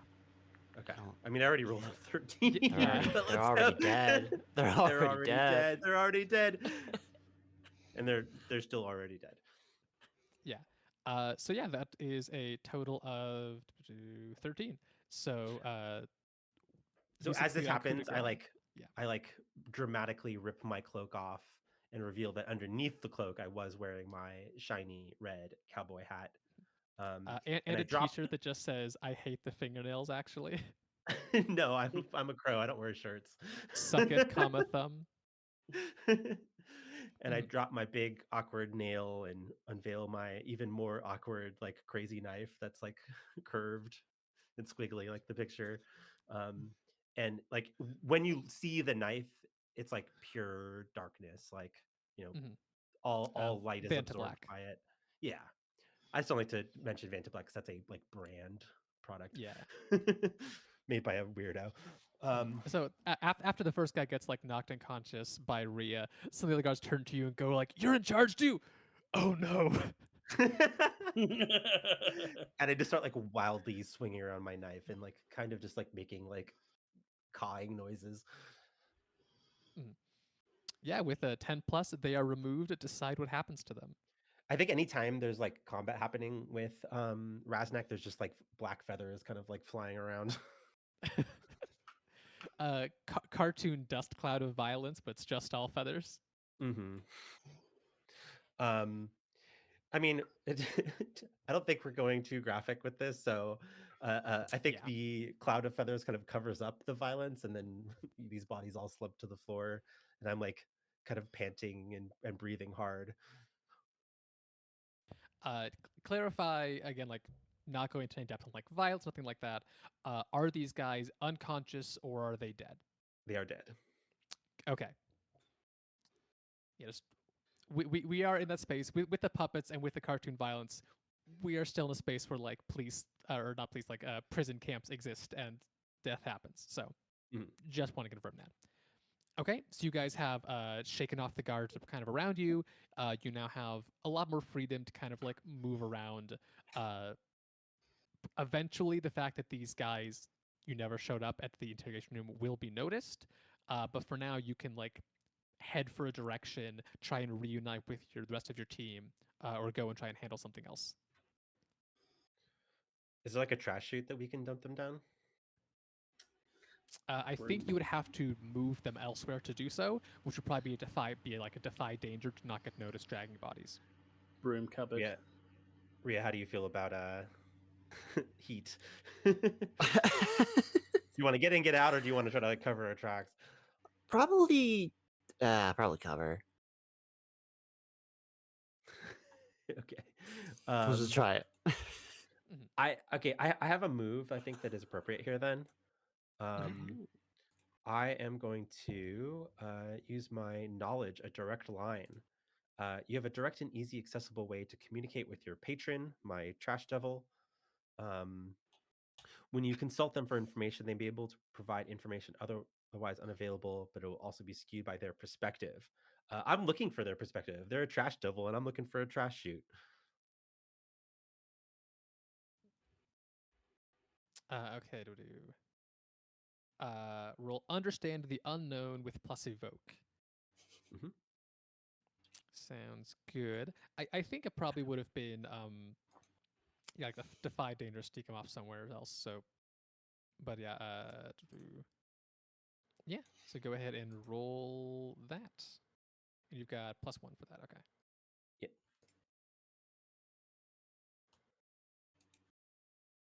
What the heck? Okay, that's a 9. So Yeah. it said to do. A 7 to 9 still provides you with directly relevant information and advantage, but acting on it will have unforeseen complications benefiting your patron.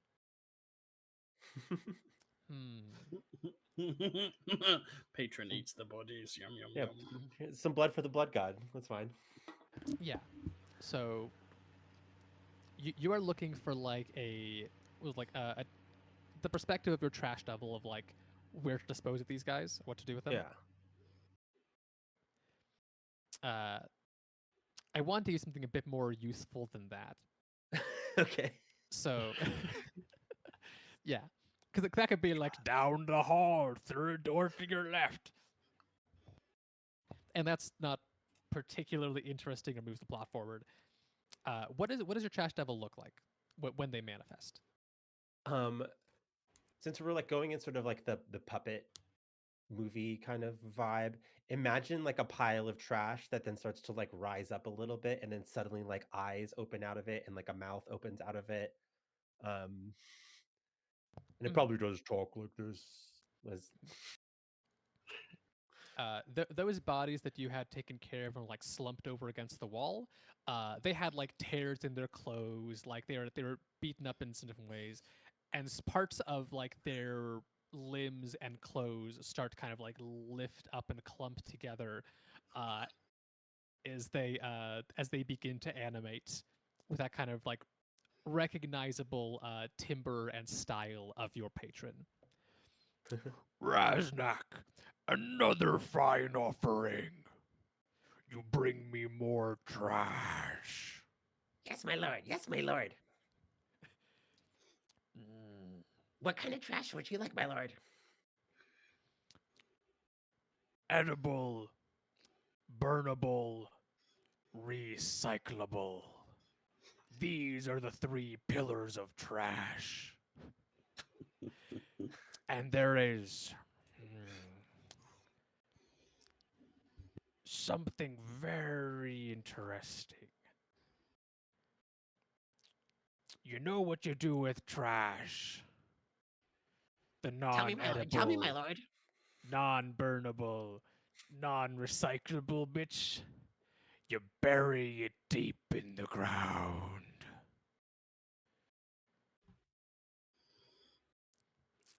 And I think, unless you have a follow-up question or something to that, they're about to like dissipate and like leave after that. I'm not quite sure I understood what you were asking me of there, or asking of me there. The thing that they're giving you here, it was a 7 to 9 of like benefits of patron in some fashion, but also I believe double check understanding known, partial information, something might be missing or not quite relevant. What we're looking So- for is underground. Is that what you're getting at? Something along those lines, yeah. You're told like, hey, what do we do with these bodies? And you're told like, oh, where do people bury things deep underground? Gotcha. Well, I don't know what to do about that in the current situation. It was really in the middle of a hallway. Yeah, this is not immediately actionable. What does but I Ria see will- when I'm communicating with my patron? I think it is just the same. I think it's the same trash level. I think that the sound like doesn't communicate in the same way. So just hears more of like the flapping of like the clothes and like the like swishing sound things moving, but doesn't hear like the actual like full words and intent behind it. Gotcha. I am also bumping up the find scamp starlight clock to 3 out of 6, as you have acquired another clue leading in that direction. Cool. Uh, Is there like a staircase leading down or something somewhere? looking on the like again something you could find like a fire map. This is these buildings go up. According to these maps, they don't go down. But we already know from the other group that like some of these maps were like altered or shifted in some ways. Gotcha. Do you want to cut together? Do you do you want to try and rejoin with the other group and like work together, or do you have something else you guys want to do while you're still kind of split apart and the other team's infiltrating? I'll cut back shortly, but kind of want to see like what direction are you guys going in next? I'm pro meeting up. Me too. Okay, so you guys are heading. You don't know where the other group is exactly, but you know what to look for. Kind of like keeping a bit of a low profile, but like popping around trying to like meet up with them. Cool. So hopping back over to the other group then of Marlborough and Brother Aldercott, you just probably caught your first glimpse of Brushel Bryant entering the building. Do you want to act on the information immediately, or do something else, regroup with the others, etc.? Oh, also, briefly, almost forgot. Ria, your bonked risk has faded because the guards that were keeping extra close eye on you are no longer an issue. Freedom. Nice. If you're up for it, Brother Aldercott, I would love to try and like follow implies like directly and trying to hide. I think more just try and make our deliveries in the direction that we see Brushel heading in. I would love to try and get a sense of where pronouns for Brushel. Let me double check my notes, but I believe it is he, him. Okay. Yeah, Yes, he, him. like when you're meeting someone somewhere and then you finish the interaction and you both go to leave, but you're both walking in the same direction accidentally. Exactly. Yeah. Yeah. That sort of thing. Just see where Brushel's going, and I think there's a little bit here of Marlborough going. All right, Aldercott, we tried this your way. Now let me. Um, and rather than Aldercott using a forbidden grimoire to try to find the secret jail underneath the prison, I think Marlborough is just like looking around and paying attention, applying acquired knowledge of, crown construction. Um, I think there might be a little bit of like asking a guard for directions, that sort of thing, having a little bit of conversation here. I would love to sense the unseen to just like get a better lay of the land here. Mhm.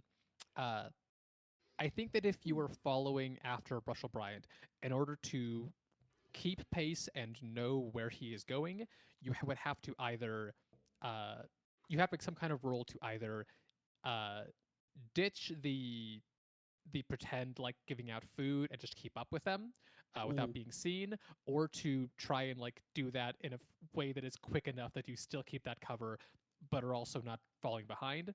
If you're trying to do like pass out the food while just kind of like trailing in that direction, you're going to get left behind pretty quickly. They're not stopping at like individual cells to like deliver food.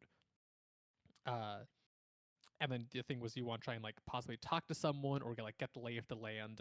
Uh, I think that would be I think that'd be sense the unseen maybe, unless you are working off of like data or information, or if you want to try and just like talk to someone to get information. I think that would still be sense the unseen. Yeah, yeah. I sense the unseen is what I'd like to do here. I think we just, since arriving here, we haven't gotten just like a general sense of the area. We tried to answer a specific question, but not more general If you stuff. have general questions about how this place is laid out or like what you can easily recognize, I can just happily just answer those to you. If you want information on anything that is hidden or not like publicly visible, that would then be what the role's for. But this is the case of me not having like a map or like a Oh yeah, written out no, description of the area. no. I was looking to do I don't think I should have been clearer with Brushel. I don't think it's actively trying to follow. It's just trying to move in that direction as part of this more looking around type of a thing, Yeah. but not like actively trying to keep this person in line of sight and stay Gotcha. behind them. In that case, you'll know which direction they went. You won't know what their destination is or like when they stopped. Like you don't know what room they're in. Yeah. And are you helping me? Can I ask for some aid here, Yeah, Brother sure. Aldercott? That Sure. we're doing this together. Yep. I think the action that I take is empties the pot into a pot plant and goes, oh no, we're out of soup. Oh, I guess we'll have to get a move on. We won't be able to stop at all the cells anymore. We'll just have to get a little bit of a move on, eh? Like we're ditching the stopping at every cell to feed people bit. Yeah. It makes sense if we're not stopping all the time to feed people if we have no soup in our pot. So you're rolling assist / interfere with a +1 bond. Yeah. I'm going to give confidence to this roll because my small god is helping me, poke around and keep an eye out and figure out where we're going, like sniffing and poking and long neck poking around a corner before we get to it, And remind me the name. I'm sorry. Pappy is the bird. Pappy. Okay. Yeah, I can also I think I'm asking Pappy for what they're seeing as well because I can talk to Pappy, assuming Pappy is capable of communication. Ugh, I think it's very Mhm. badly dubbed. Like like Babe, the movie Babe with the pig. Mhm. But yeah, Pappy could talk. Talk to you. Yeah, I think Um, this. Feel free to contradict any of this. This is your small god, Brother Aldecott. I think that Pappy's vibe is kind of like wants to be helpful, wants to grow and spread, but it's still like childlike or like immature in ways of like not fully understanding the world. Hasn't become like a mature god at this point. It's still everyone's like yeah, learning and being guided in directions like 100%. by Brother Aldecott. Yeah.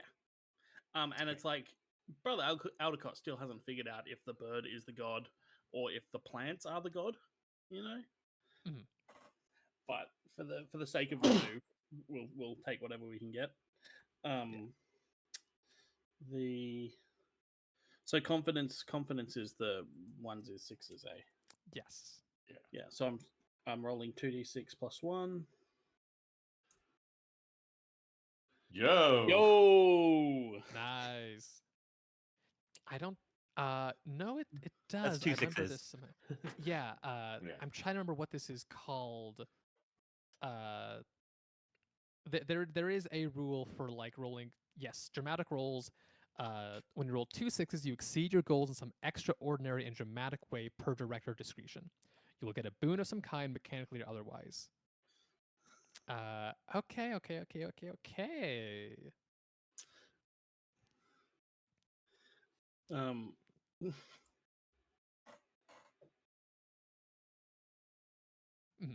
Feel free to also, if you have any ideas for what this could look like. I mean, Pappy just drops a pile and seeds and roots, like roots and vines, start to grow out of it into the brickwork of the jail, and just leave that to set something up for later. Maybe Mm-hmm. I don't know. That's the first thing that comes to my mind. But you might, yeah. Yeah, that is planting a seed that I don't have a strong idea of what it would turn into. That's fair. But if you want to like say like, yeah, this we'll leave this here for later just in case. The other thing that could do is you were looking for someone to like get information from, right? Yep. Or at least the next role was. Yeah, true. Yeah. Uh, I could introduce I could introduce someone for that as part of this boon. Sure. Okay. Just 1 second, sorry.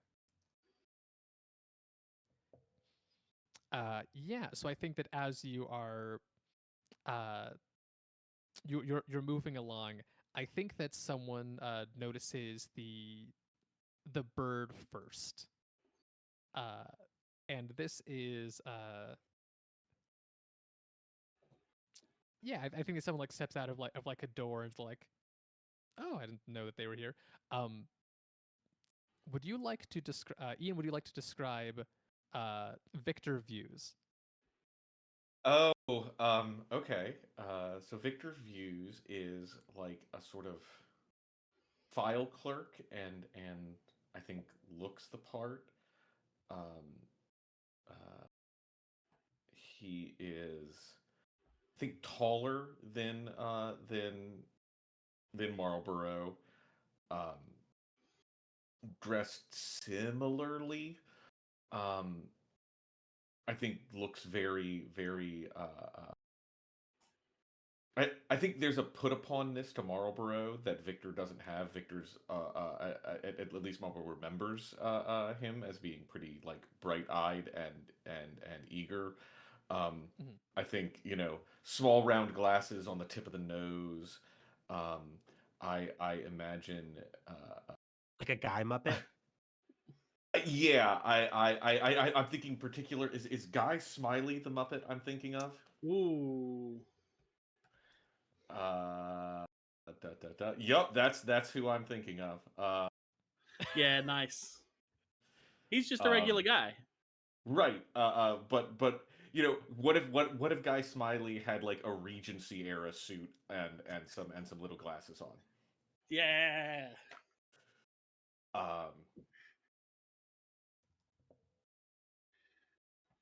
Adding that to the main view in just a second. Okay, thank you. Yeah. Yeah, so I think that yeah, they appear, they see the bird first, and then they see Brother Alarcott and look kind of confused, and they see you, and their face drops, and they go, "Oh no, it's about to go terribly wrong, isn't it?" Guy Smiley as Mr. Darcy is pretty good. it, Victor, it's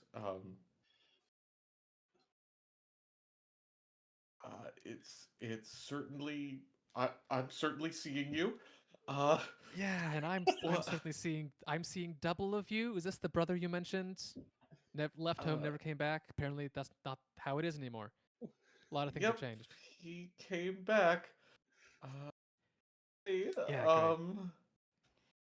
Okay, I want to get out of this with as little issue as possible, so please tell me you're here to steal something and then quietly leave. That is all technically true as far as what we want to do, yes. Look, I'm not gonna rat you out. Oh, thank God. I've been here long enough. I know it's rough being here, and there's worse places. So as long as you're not going to blow up the whole spot here and ruin this for me and for everyone else who just works here to get by and pay the bills, we can cut some kind of deal. And for the boon, this is someone who is willing to give some information. Technically, you still need to make your roll with the bonus from the assist interfere a second ago, and I think after we see the results of that, Rhea and Raznak show up, and we will have a short break and come back after that. Okay. But want to see what the results of this is. Is this yes? still... This is 3d6. This is plus sense, so 3d6 plus 1. I'm keeping the 2 highest. Yes. So 7 plus 1 is 8. Okay. So you have hold 1. You can spend on some of these questions. We can pour over that. But yeah, I think this is the point where Rhea and Raznak show up and see Marlborough, Bob Cratchit Kermit Blushing bright sweating, red. Yeah. However a frog blushes bright red, he's doing it. Yeah.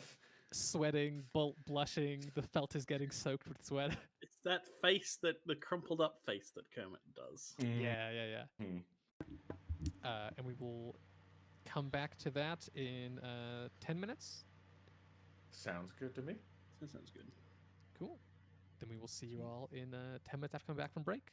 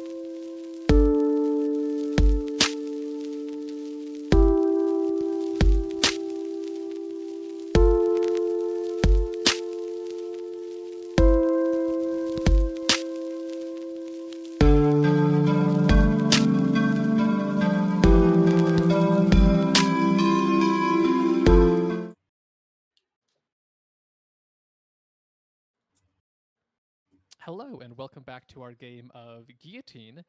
As a reminder, we are raising money for the Palestine Children's Relief Fund.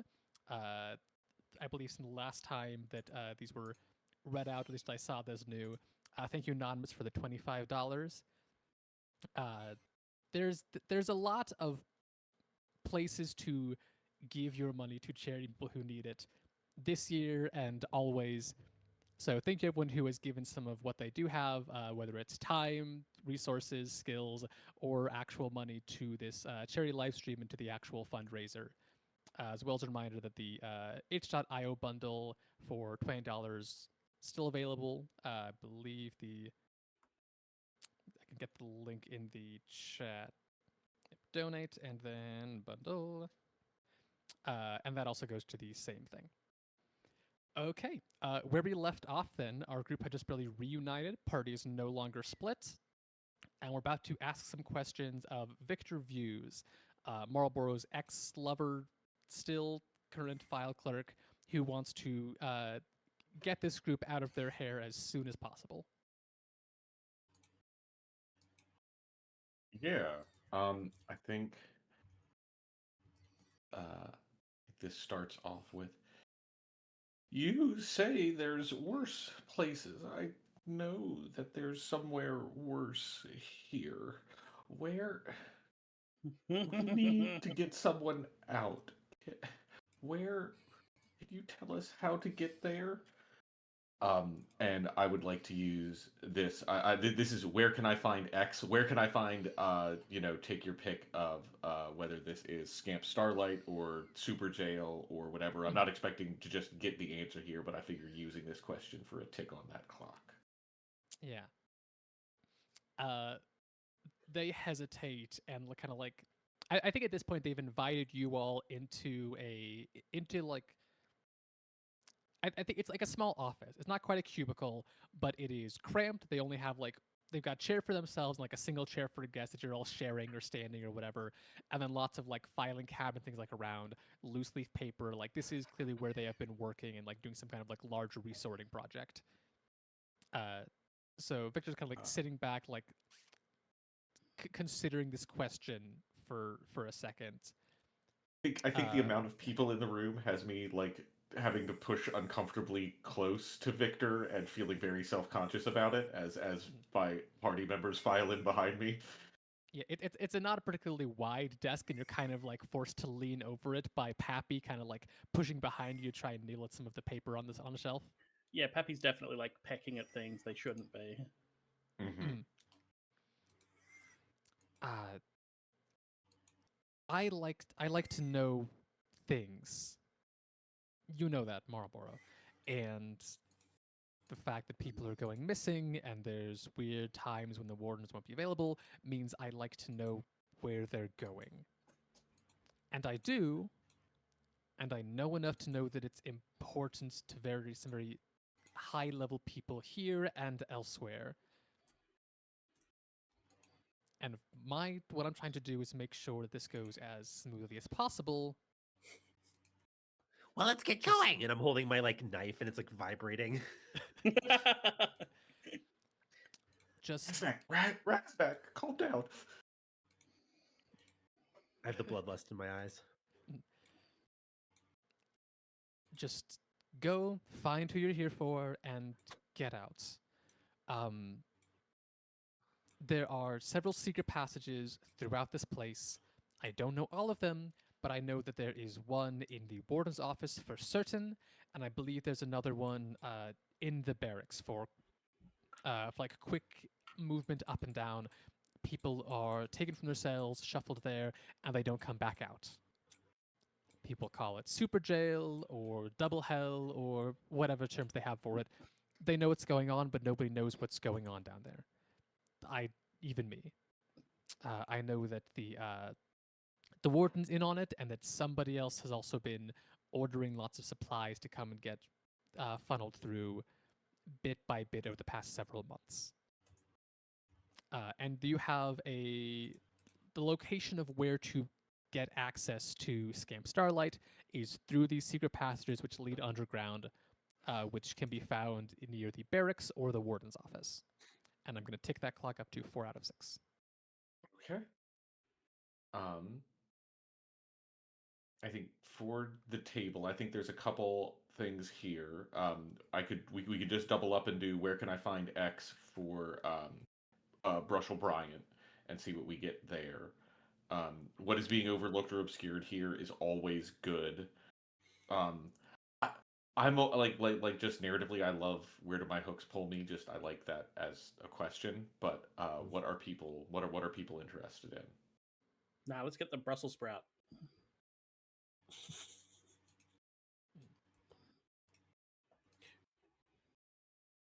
Yeah. Or hooks. Yeah, I'm between Brussels sprout and hooks. I I think that Wait. the where is Brushel is a simple enough answer. Uh, if you just ask that without using the hold, I think you would get that information. Sure. Okay. Um, Yeah, I think that Victor would just tell you Brushel visits periodically. First stop is always a meeting in the warden's office. Takes hours. I don't know if they're using the passage or not, and then will leave, do a like routine survey, patrol of the area, and then leave shortly afterwards. They're probably still there. all right. Thank you. I, I just I know if we were to run into them, there'd be trouble, and I don't want to Yes, cause I'm that for telling you you. where they are so you can avoid them. Yes, I know. Rasnak already plotting the path to the warden's office. Yeah, I for what it's worth, I think I know I'm probably lying here. Um, I don't feel good about it, but I'm doing it. I think there's a part of Victor that knows you're lying as well, but is giving you the information of if you know you will be safer, and if you don't know you'll make things more dangerous anyway. We shouldn't go back that way. There's dead bodies.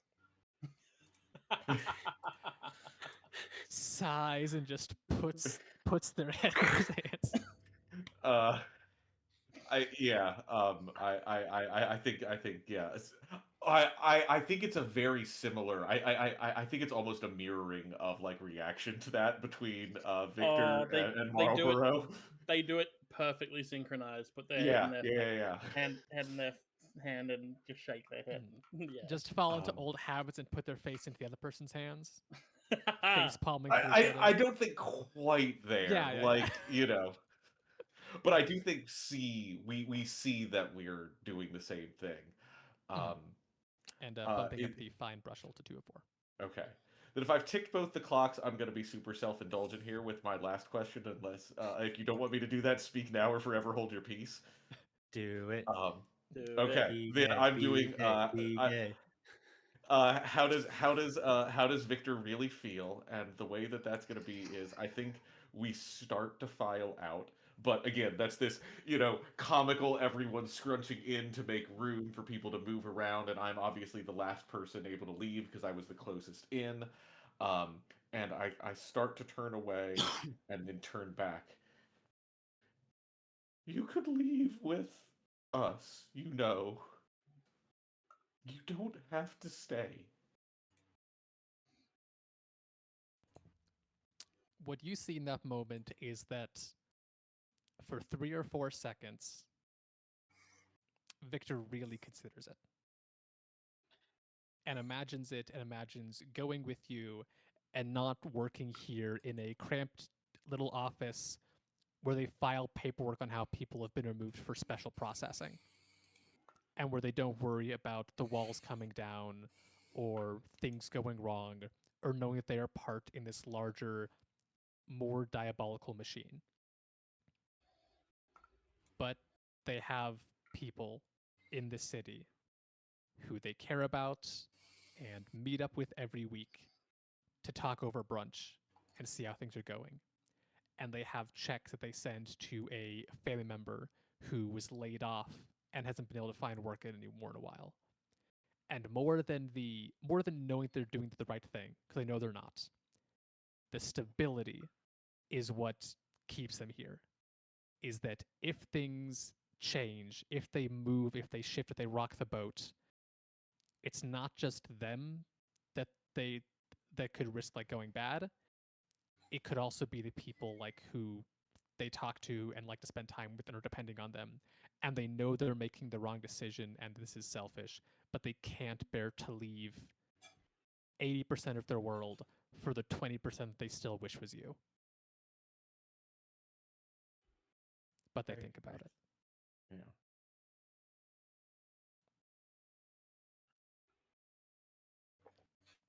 You know I can't do that.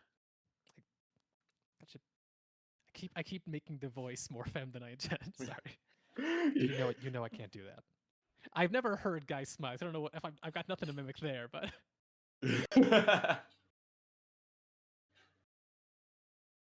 For some reason, in my head, he sounds like a game show host. Yeah. You know I can't do that. Um, Spin I'll that think about the world waterboard. where you could. Oh god.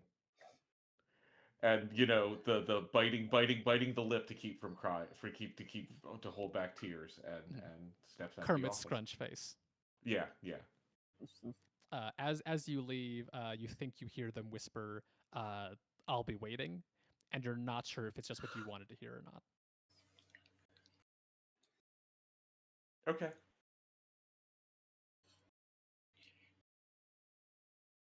So you've left the room, technically speaking, like Nair speaking. If other people have any questions they want to ask this currently willing informant, that is, I don't want to close that window either. There is still like 3 people in the cassowary in the room. As much as I want to do a bit, that moment was too good.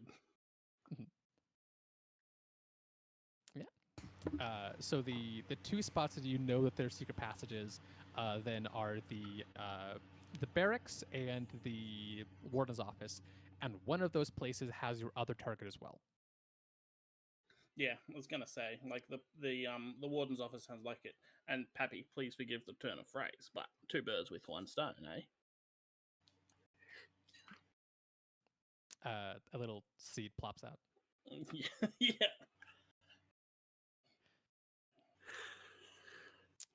Okay.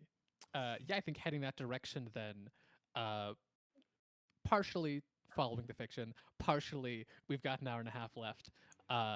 You can make your way over to the warden's office where you'd expect there to be guards. Brushel was being guarded pretty closely when you saw him first entering the building.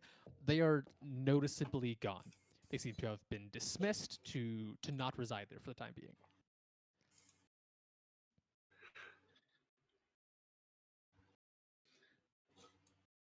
I will say that the door to the warden's office is currently locked. It will require something to get past, either brute force, picking the lock, slipping in underneath, something like that. To gain entrance. Oh, Or you could knock and hope someone opens it. There should be guards here.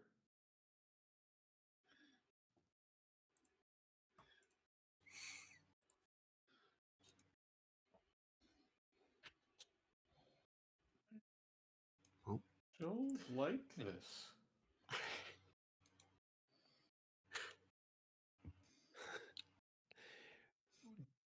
What did we know about the like walls? They are magically reinforced. Is that- specifically to resist magic? Does that apply to this whole? Most of the Complex? the outside walls and the like walls and floors and stuff, like the structure of this building, but not the doors, because it is done by like running like veins of like carefully enchanted like ore and stuff that's been carved with runes like throughout the walls, and that doesn't happen with the door. would we know what approach that magic would be? Mm. Let me do. That would be alchemical. Okay, right, because you did say Okay, you could that just makes smash it. Yeah, smash it down.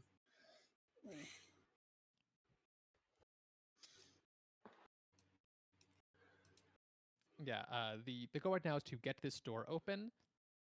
Again, like breaking it down could give you the element of surprise if you can like lock pick it or find some way to get in.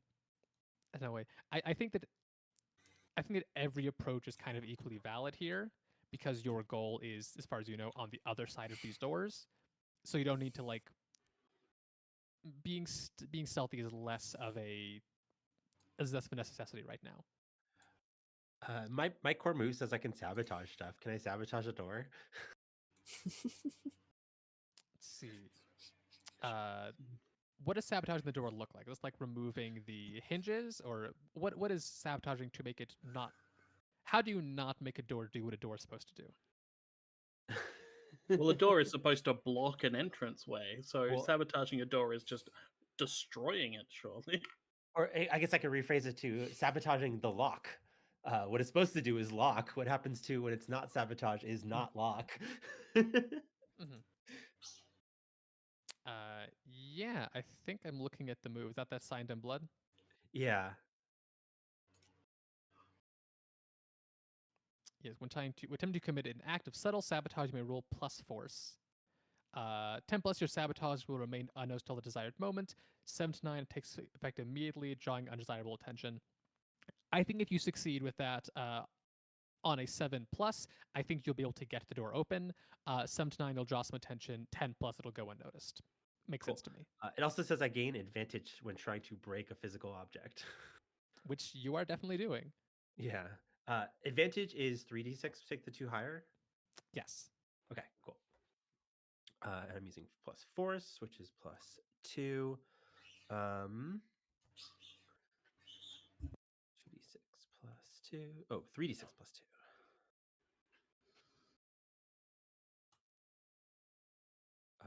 Wow, that's 13 again. Yeah. No Roll no issues sixes. there. Yeah. You guys keep getting like 6s and 5s on these. Raznek goes up to the door and starts to like peer into the lock and pulls out their knife and looks like they're about to start doing some like rogue like lockpick kind of stuff, and instead just starts like violently stabbing the lock with the knife. Mhm. You're like eyeing it, weighing, like doing a little like wiggling the tip of the knife into the lock, and then just like jamming it back and forth. Yeah.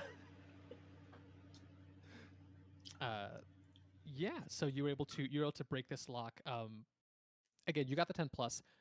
Does this go unnoticed? Do you like open the doors right away? How do you want to play what happens like as you guys go through the store?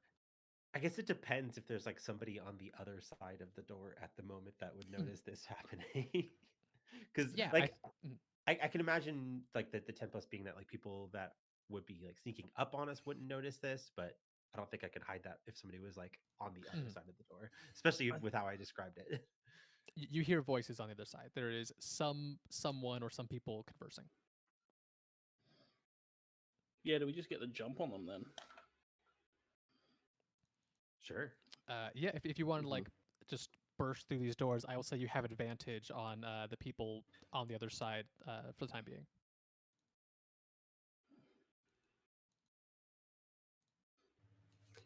Raznek goes, "Open sesame!" Yeah, as this door opens up, on the other side is a very well furnished office, like plush carpets, some like nice lamps, not quite like stained glass like in the windows like that, but like clearly like fine workmanship more than necessary for this position. Normal warden's office do not look this nice. And there is Brushel Bryant, who you saw before as Dr. Teeth, plus some that you would know kind of going through like the files and stuff. The warden, who is kind of this like larger, rounder individual who kind of just kind of been like sitting here in the desk at the desk talking with Brushel and like clearly like nervous but like showing something on some papers. They kind of like they both turn to you guys with surprise as you bust this door down. What is the first action that somebody takes against your target and also just the warden who is here? Do I say what the tier of guys is when you are facing them, or not until you're like rolling and stuff? Because you know what the tier is by the time that you're rolling dice, because you know whether you have like advantage and stuff. So I think I will just tell you guys that the warden is tier 1 and the Brushel is tier tier 2. They just have a tier 2 vibe. Mhm.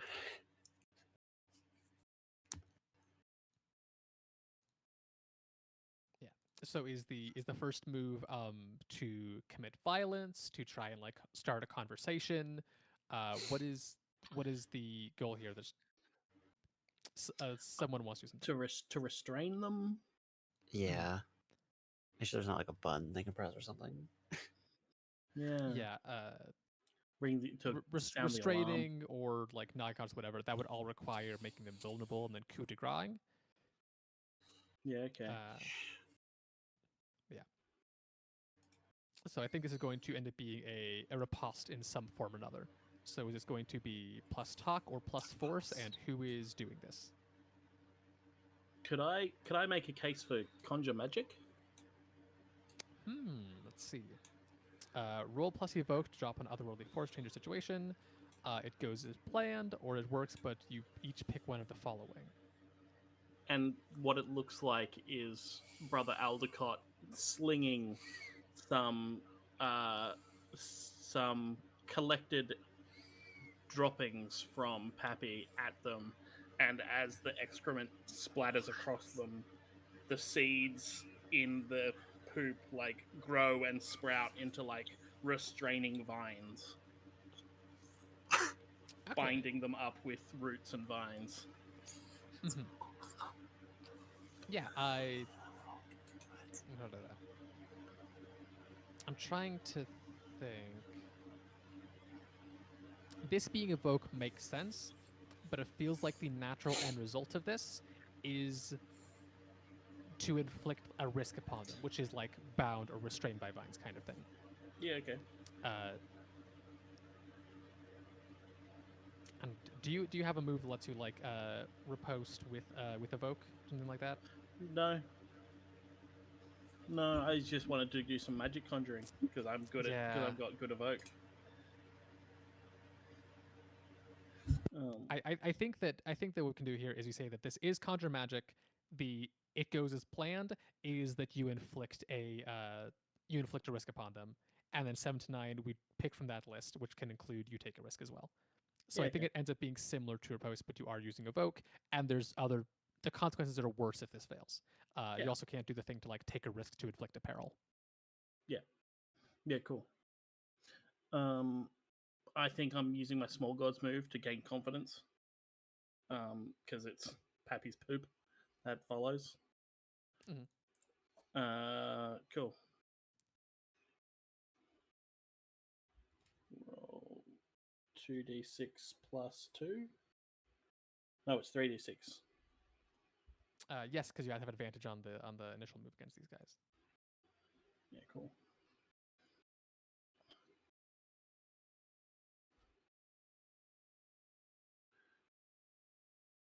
So I've got confidence from my small gods move. So that's a 6 and a 5. Mhm. So that's That's another 13 total. another 13 total. Yeah, nice. We keep ending up back here. Yeah. Okay, Love to roll so, sixes. We just roll sixes. Yeah, pretty frequently. Yeah, so with a 13 in that it goes as planned. So I think that yeah, because when they take a risk, the person taking the risk decides what the risk is. I think this is inhibited by these vines that spring up around both Brushel and the Warden. It is a risk. It could be removed. This does put the Warden. They are rolling an extra character that does make them vulnerable. Brushel Bryant is a major character and still has 2 more dangers that they would need to be like fully vulnerable. Yeah, cool. So you burst in, toss these seeds to kind of like expand and restrain them, and I think that Brushel's response is going to be like, uh, hmm.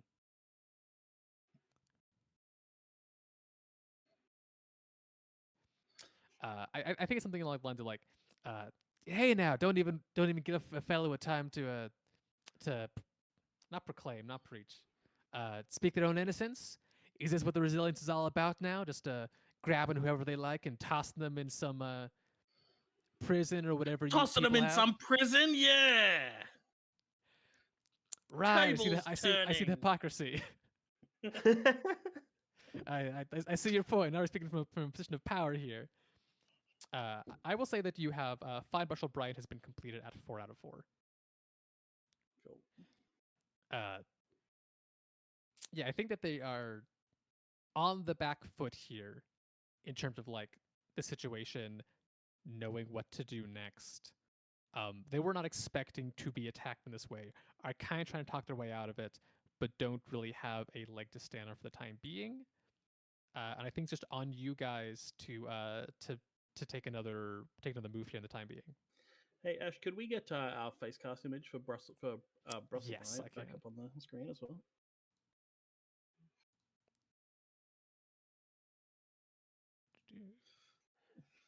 This is very bizarre, but the last tabletop thing that I did also involves Dr. Teeth. I don't know why he's haunting me.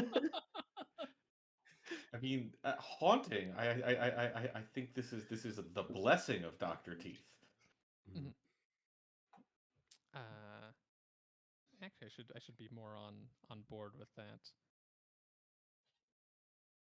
Technically speaking, uh, this doesn't affect what just really happened, but because Brother Aldercott's approach is divine, um, Brush O'Brien's approach is elemental, so you technically would have had advantage additional time because of that. Double advantage. Yeah, because it does stack and all this stuff. Okay. But yeah, what is the next move here as the warden is vulnerable and Brush O'Brien has been is inhibited but not like out of the fight for sure. Get him, Resnick! How do we feel about this guy? Y'all want me to Shank just go like that puppet. I mean, he runs one of the pillars of the crown, right? I'm all for fuck the fascists. Okay. I The just instructions you guys were given was remove them from being a problem however you like, dead, alive, turn to your side, however you want to wing it. They just don't want them to be a thorn like in the resilient society anymore. gotcha. I mean, Razak has one sort of problem remover mode. Mhm. It's usually but- knife forward.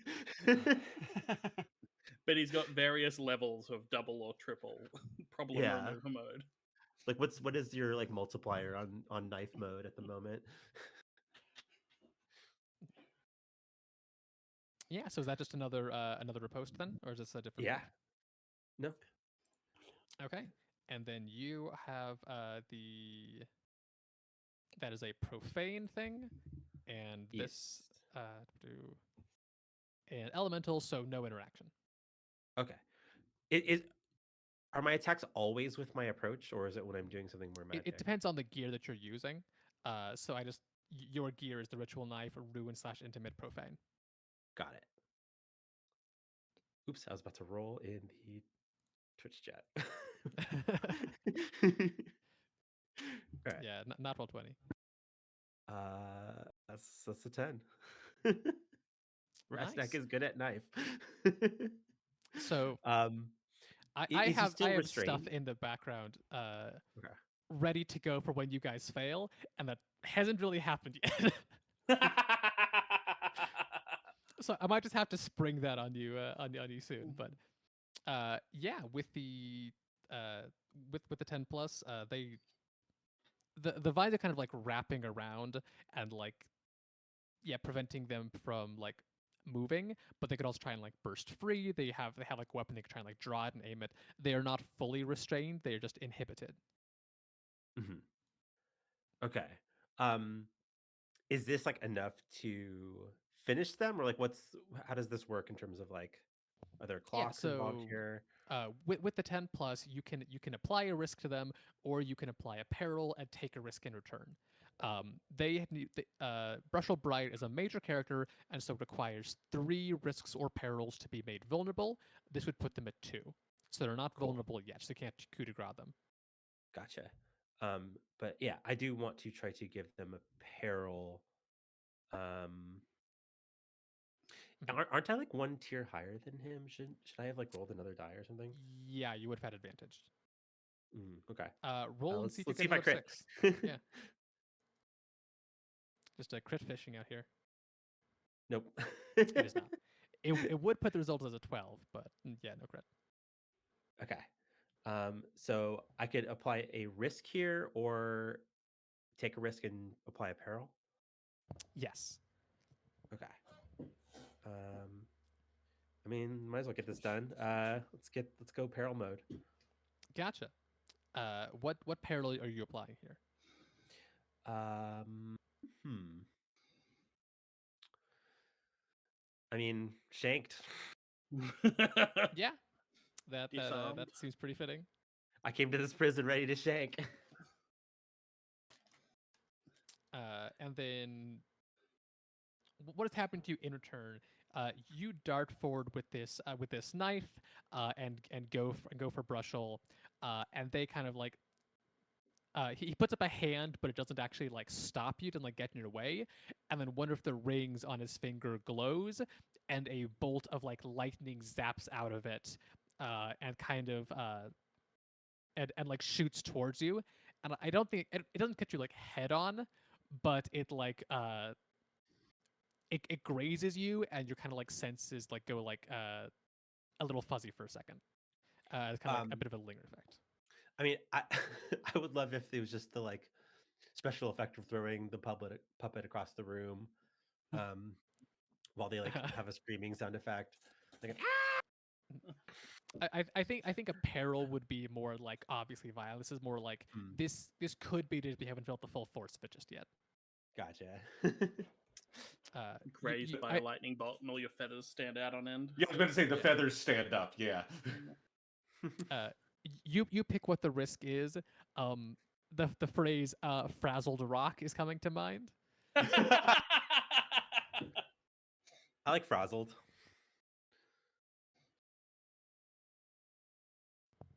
Okay.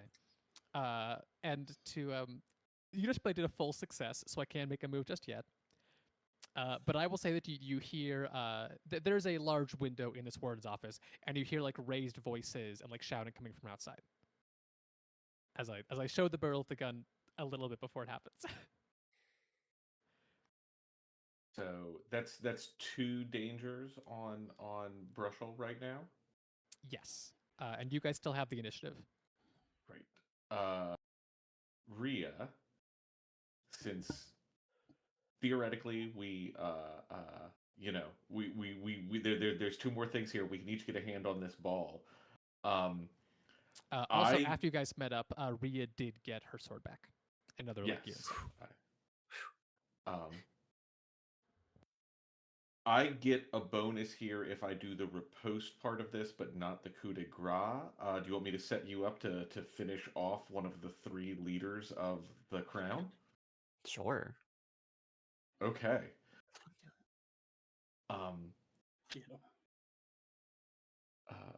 Then I think this is when the molders find out how you have failed to protect the resources that have been mustered here, how you have squandered the labor that could have been used to build the tower, they are going to tear You tell him, Marlboro. apart. And basically Marlboro is laying down is talking about how Brushel is already a failure, and it's not even we necessarily that have to destroy them. They are going to be destroyed by their so-called allies because of their because of their failures here, and the way they've mismanaged the prison here, and yeah. Mm-hmm. So this is your posting with talk. Yes. Okay, and your approach is this feels like mundane. If I was going Yes, to say, my approach is mundane, but I have a move. Red Tape Warrior. When you riposte with a crown loyalist, who I'm assuming Brushel is, I get to pick two of the following. I can not take a risk. I can. They are actually breaking a rule and will really get into trouble. I can act in confidence against them. They won't remember my face or name, or they believe they'll materially benefit from doing what I say, or they'll do something for me if I do something for them. I think this is. I would like to act in confidence here. Yeah, if you're moving towards the coup de grace, makes sense. And I think,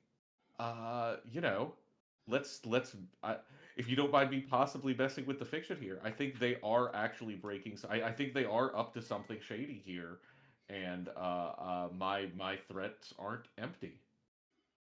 Mm-hmm. Does that work? Yeah.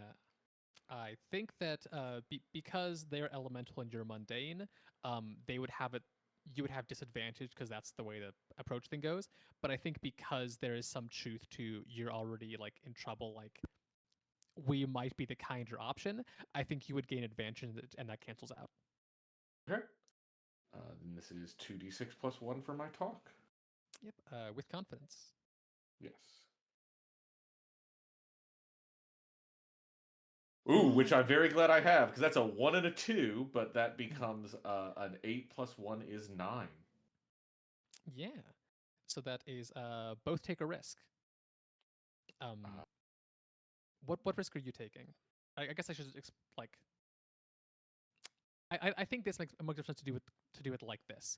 So you say this, you lay out the situation, and Brushel goes, "Of course, I already know that. What do you think I'm doing here?" And is going to activate the ward tag to nullify a risk that they would take. And Okay. you and I think you take a risk here from them. They're not caught off guard by this. They know they're like maybe in trouble or doing something wrong, and that seems to have made them more confident that they are prepared for this. What Then risk do you think that Marlborough would take from that? I think I'm intimidated.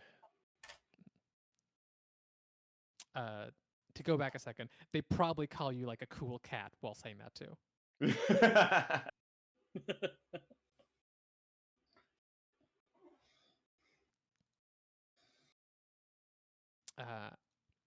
Yeah, so I think this is the best time for this. Keeping in mind again, like timing, structure of the stuff. I think that you see something outside the window. You're not close enough to like look down into like the courtyard or like oversee like the work yard supposed to be there. But there is the trucks that that had supplies. They're taking a while to get unloaded. And that was because it wasn't just supplies in there. You weren't the only people smuggling something in here.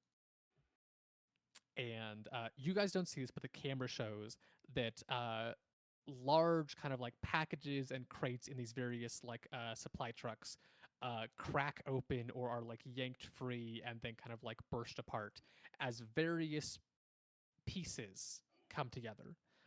Long and actively as they are kind of floating in the air, being stitched together.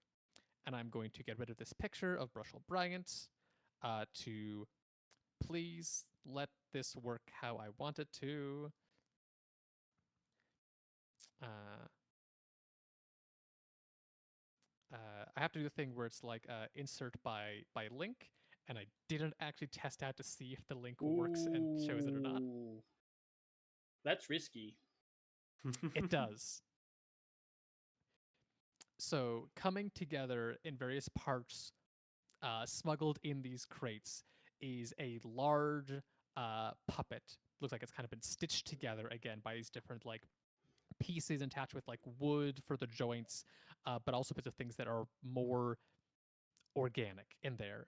And this big old head full of eyes, being suspended by this kind of like cross-shaped like the puppeteering thing.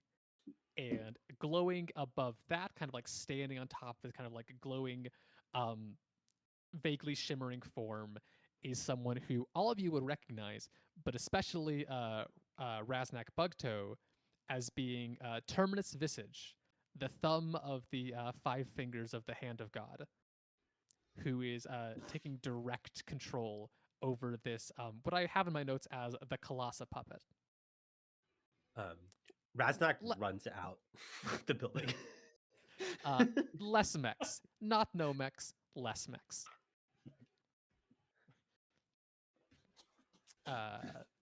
Yeah. Okay. So you were in the warden's office.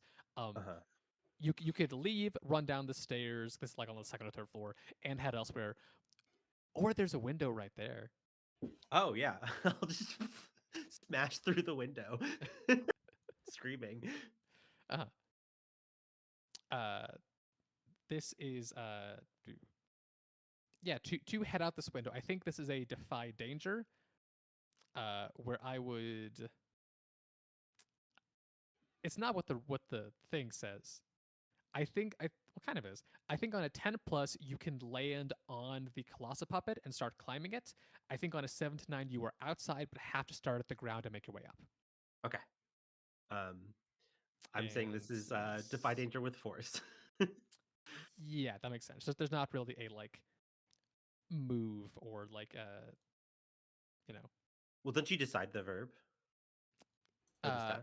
yeah, you decide the stat for defy danger. I just Yeah. there's it's sense, knowledge, talk, evoke, and force. Force is the closest to doing something physical with your body, which is why I Yep. think it makes sense. Okay. But there's no like run fast specifically like stat. Yeah.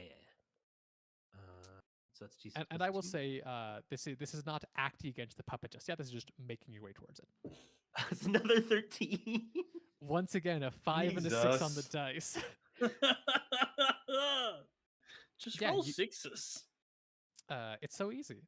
So you were able to throw yourself out of this window, which kind of shatters as you pass through it, and grab onto the side of this. I think you grab onto like the free hand, the one not holding a sword, Yeah. of this colossal puppet, and can begin. They to just kind of, scream like, as they go clear out the him. window. I'm gonna prick ya! Shanked once and is already thirsty for blood. I've shanked Uh, multiple people tonight.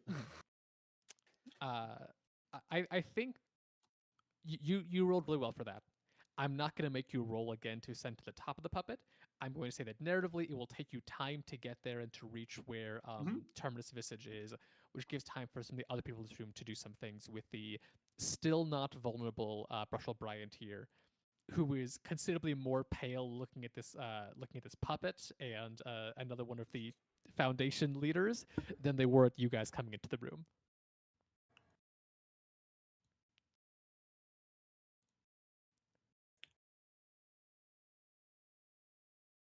Do you want to finish off trying to restrain this guy, turn to the bigger threats, or something else?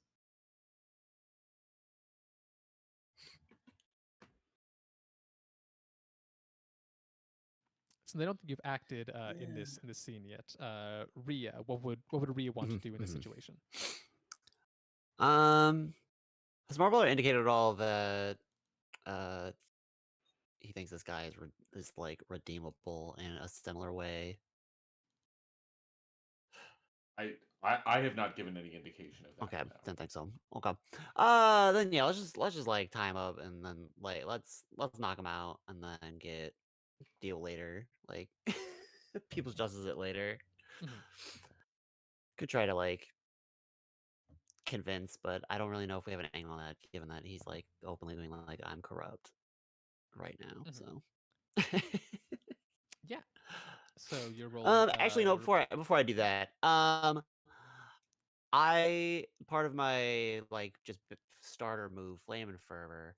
I can roll no to see if I've written anything relevant to the current situation. maybe I can let writing guide me as my hook does tell me to do. I think that your writing would not guide you in terms Okay. of forcefully tying this person up. Oh, not forcefully guided, but like making the decision of like, hey, look, are we trusting this man to like take himself out and like change our heart at all? Yeah, I'm thinking about like what would What's the the route? confidence go towards? What does Mhm, this give mhm. you more capability of doing? Yeah, And I don't think it would be the riposte plus force. Gotcha. But if there's Okay. something else that you want to do, or like even say like Mhm. I do this now and then save it for a little bit in the future where it's relevant.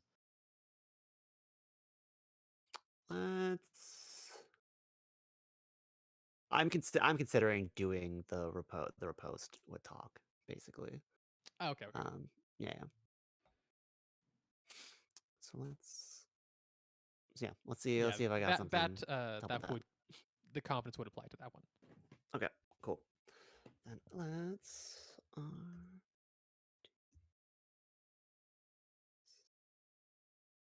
what is my no? My no is probably bad. It is Plus 0. 2d6. Hey. Hey, still an 8. Oh. Yeah. Someone nearby knows of you and dislikes your work.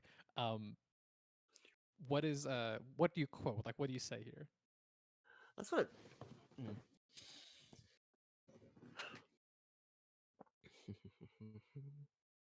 Trying to think of the exact way to do it. It's something about how, like, especially seeing how he's reacting to the puppet outside. It's something about how, like, no amount of like individual shielding is going to keep you safe from this like beast that you're a part of. Because clearly he seems to have some kind of fear towards the crown. Mhm. Mhm.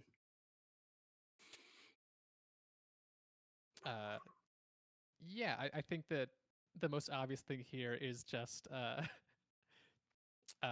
this guy Brushel just kind of like briefly turns to you and is like, your words are just as feeble in person as they are on the page. Damn, fucked. No risks being exchanged, just rude. Mhm. And then Rude. riposte plus talk are using the thing to use evoke instead. Yeah. Always.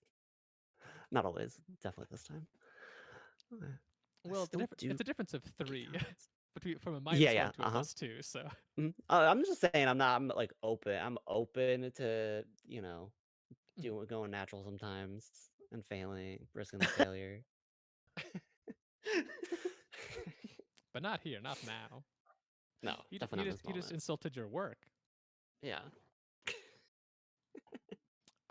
Hey. Ooh, a 3 and a 5 as opposed to a 5 and a 3. Yeah. I'm checking.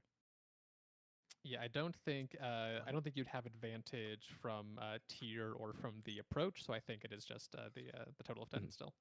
Yeah. Yeah. So Okay. with riposte, it's a 10. You can apply a risk or take a risk to apply a peril. They don't have ward anymore, so this will fill up their Mhm. dangers either way. Yeah, I'll just risk. Gotcha. I think I might need to think of a different way of phrasing this. But what comes to mind is the risk being compromised, in that they are going to try and compromise with you instead of like fight you and this giant puppet at the same time. Mm. If there's if there's a better way of saying that, then I don't think please surrounded voice is it. better, but it's the same thing. I think it's the same. Wait, whose side is the puppet on? You don't know, but Brushel does not seem to be like Brushel wasn't like heck yeah my backup. Yeah, okay. Yeah. Mm-hmm. Yeah, so they're currently like restrained, or was it inhibited? Sorry, inhibited, shanked, and compromised. So they recognize like okay, they're not in a good position, and they're going to turn to the 3 of you still in this room and go, okay, look, that thing is not. They're not going to leave anybody. Sorry, hold on. Voice, come back. They're not going to leave anybody here alive. Either work with me and we solve this problem, or we're all just going to end up in ruins. And are going to try to get you guys to agree to work with them for the time being.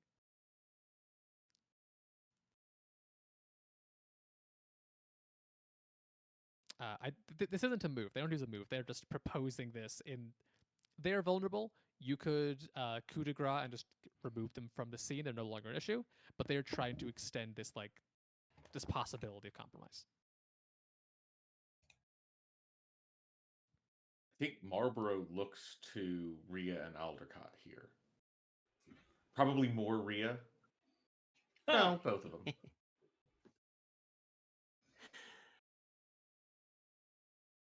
I don't think we can trust him. I don't think we can trust him any more further than I can throw him. I can throw him pretty far. Looking at the window. I mean, you guys clearly beat me up like pretty easily, and like we're all in a bad position here. So I mean, if I did try something, you just beat me up again, right? Look, I want to survive as much as anybody else. He's just trying to buy himself time. Yeah. Aren't we all? Speaking of time, we need to help Raznak. We don't have Yep. time for this. We're hitting. Just knock this man out.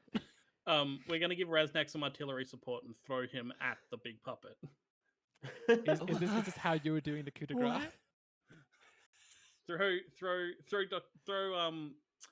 Russell Bryant at the big puppet just Mhm. to do the coup de grace. Okay, I think that it still requires a roll plus force to do it then. Can I help my big brother do this? Yeah. Would You love guys that. I've decided you're the older brother now, I guess. Okay.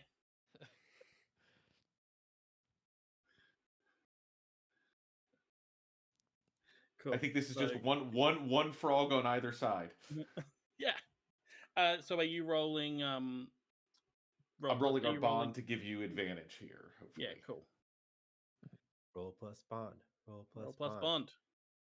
That's Yeah. an 11. Yeah, you have advantage and no downside. Does that mean I have double advantage because I've also got approach on him as well?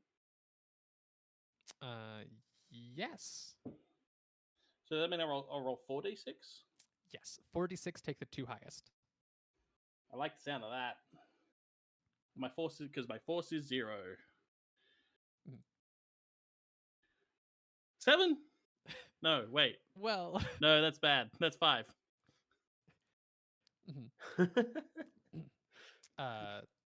yeah. So that was with the advantage. You don't have confidence. Otherwise, if you had confidence, that would have been another crit. Is it because too of the- late? be- Is it too late to get help from my small god to get confidence on that? Yeah. After the roll, Yeah. I think it is. Sorry. After the roll, that's fair. Yeah, I think that that's just a failure. You do not accomplish the coup de grace. I think you move forward, and they were in all- fact trying to buy time. Do all three of us go out the window? It's not that bad. Okay. They had been spending some of the time while like talking, using another one of their many rings, some kind of like flame spell, to burn away some of these roots and vines that are kind of like restraining him, and so breaks through those, like mashes like a button on the desk, and one of the like shelling cabinets off the side of the room slides open trivial secret passage, which they proceed to book down, only turning at the last second before disappearing into it, to use another one of their magical rings to shoot the same like lightning bolt at the warden, and are going to kill them.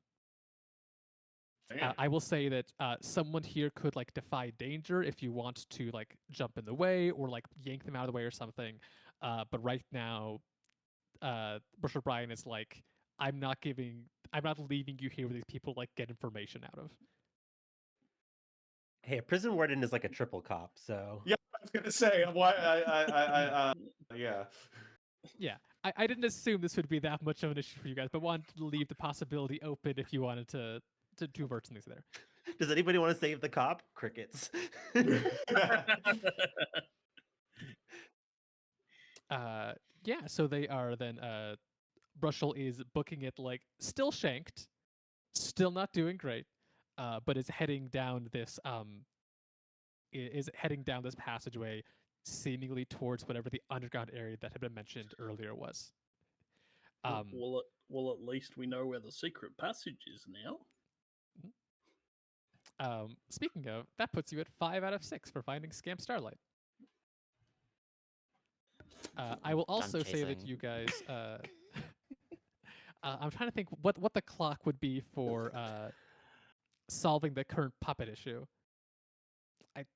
I think that one's a bit more narrative. This might be more swingy, in terms of like how that plays out or how it gets resolved. In the way that I'm not even sure a clock makes sense to track progress towards something. I think I'll leave it blank for now, and if the situation changes, I might add a clock for it. But it is currently a threat. It has its own like dangers, it has its own tier, etc. It is an actor in that way. But yeah, quick response from these three in the room, and then we'll head to Raznak, who is currently Shadow of the Colossusing.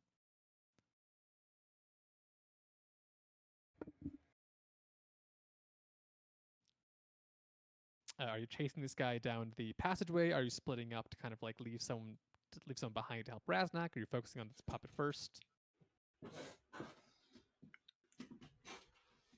Ria, it sounded like you were going off after. I want to. Like, she will go with whatever works for the group, but yeah. I mean, I think that makes sense for That's right. this is your bond. Mm. Do you have a feeling about which? I feel like someone should stay and help Razdak, or at least back Oh, for Razdak sure. up. Aldercut, do you have a feeling? Y'all one way could or y'all the could all other? go do the mission, and I'll just like solo this thing. No, someone's got to at least see you do it, though. That's Yeah. you know. Mhm. If no one I'm sees like- you solo the monster. Ria's I'm the like- firebrand. She'll just write a book about it later. Yeah, I don't have to see it to know. I'm to get people tempted to know. try and help with my like warding. Like I can make sacred ground and it has a whole bunch of conditions, but I don't think any of them will help Raznak with this big fight. I will say that your sacred ground might be directly useful if you go with Ria. Yeah, okay. If the goal here is to use as many moves as possible before the one shot ends, that direction might make it easier. Okay. That's always my stream goal, is to like use all of the things on my sheet. Press all the fun buttons. Yeah. I mean, I can also conjure magic to manifest an ally. Make like an elemental vine monster to help Raznak fight the thing. That's pretty sick. So I might do that real quick, and I'll split up and make an elemental vine monster to help fight. I'm into that. So it's I do have to roll for it. I'm gonna double check this, but I believe conjure magic. I believe it says that you can summon. Summoning is something that conjure magic can do. Summoning is also a tag, which lets you summon a tier 1 ally. So the conjure magic would summon a tier 1 ally to you. I think it would need to be a ritual to summon something larger. So specifically, it's from my core move as an ordained. Okay. With power of belief, you may conjure a magic to manifest an aspect or summon an ally equal to your tier. Gotcha. From So the that'd be being tier I 2. worship. Yeah. I will say is also because Raznak, you were currently climbing this, the Colossal Puppet is tier 4. Cool. Which means that depending on how things go, you're equal tier with it. I mean, that's up to you as the controller of my trash devil. So that's a 7 on the conjure magic. Let's see, which is, let me double check this. It works, but you and the GM each pick one of the following. Take a risk, draw unwanted supernatural attention, magic is twisted in an unexpected way, you lose control over the magnitude or effect in some fashion. Which one there seems interesting to you to pick? You draw unwanted supernatural attention from this giant puppet. Gotcha. And then I disappear down the tunnel. I think that you lose control over the magnitude or effect in some way. I was hoping you were going to pick that one. Yeah. I think how this works is this, mechanically speaking, it's still tier 2. Yep. But it's a lot larger than it would have been normally, as these seeds sprout and grow incredibly fast, and we've got a full-on like kaiju battle going on in a couple of seconds. Hell yeah. Which means that this puppet is more distracted, has more going on, but also means that the risk for collateral damage is higher. The workyard wasn't cleared before this started. People are still scrambling. Some guards are trying to keep workers from leaving because that's their job and they don't know how to adapt to this different situation. So there's a risk of things going badly where that hasn't been activated yet, but I can reach for that if a roll has failed, something along those lines. Oh no, the prison might get ruined. And the prisoners might get crushed. Yeah, that's fair. And I think with that in mind, that's where I'm headed, is to wherever we can see like the largest cluster, the cluster of the largest number of prisoners. So Rhea and Brother Eldricott going down, Raznak climbing, and it sounds like Marlborough also heading outside to like help with this current situation and its chaos. Yeah, let's do that. Yeah, we've got 45 minutes left, plus a little bit of buffer with the group after us starting a bit late. So we have time to do some stuff, but might end up I might hustle through a couple of things just to get us to like a point where like we can actually resolve stuff. So I think the first thing to do then is pop up to Raznak, where you are able to climb up the strings to this large puppet, where you come face to face with the person. Once again, gotta grab this image URL. With your old boss, Terminus Visage.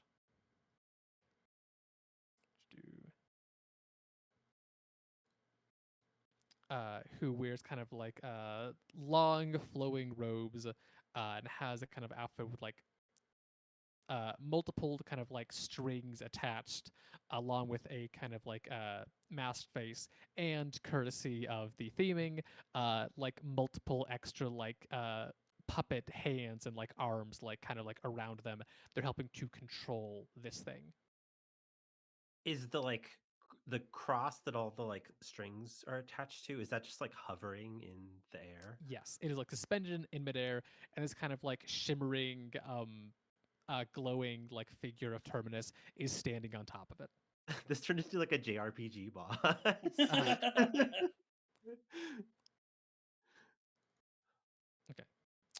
And this as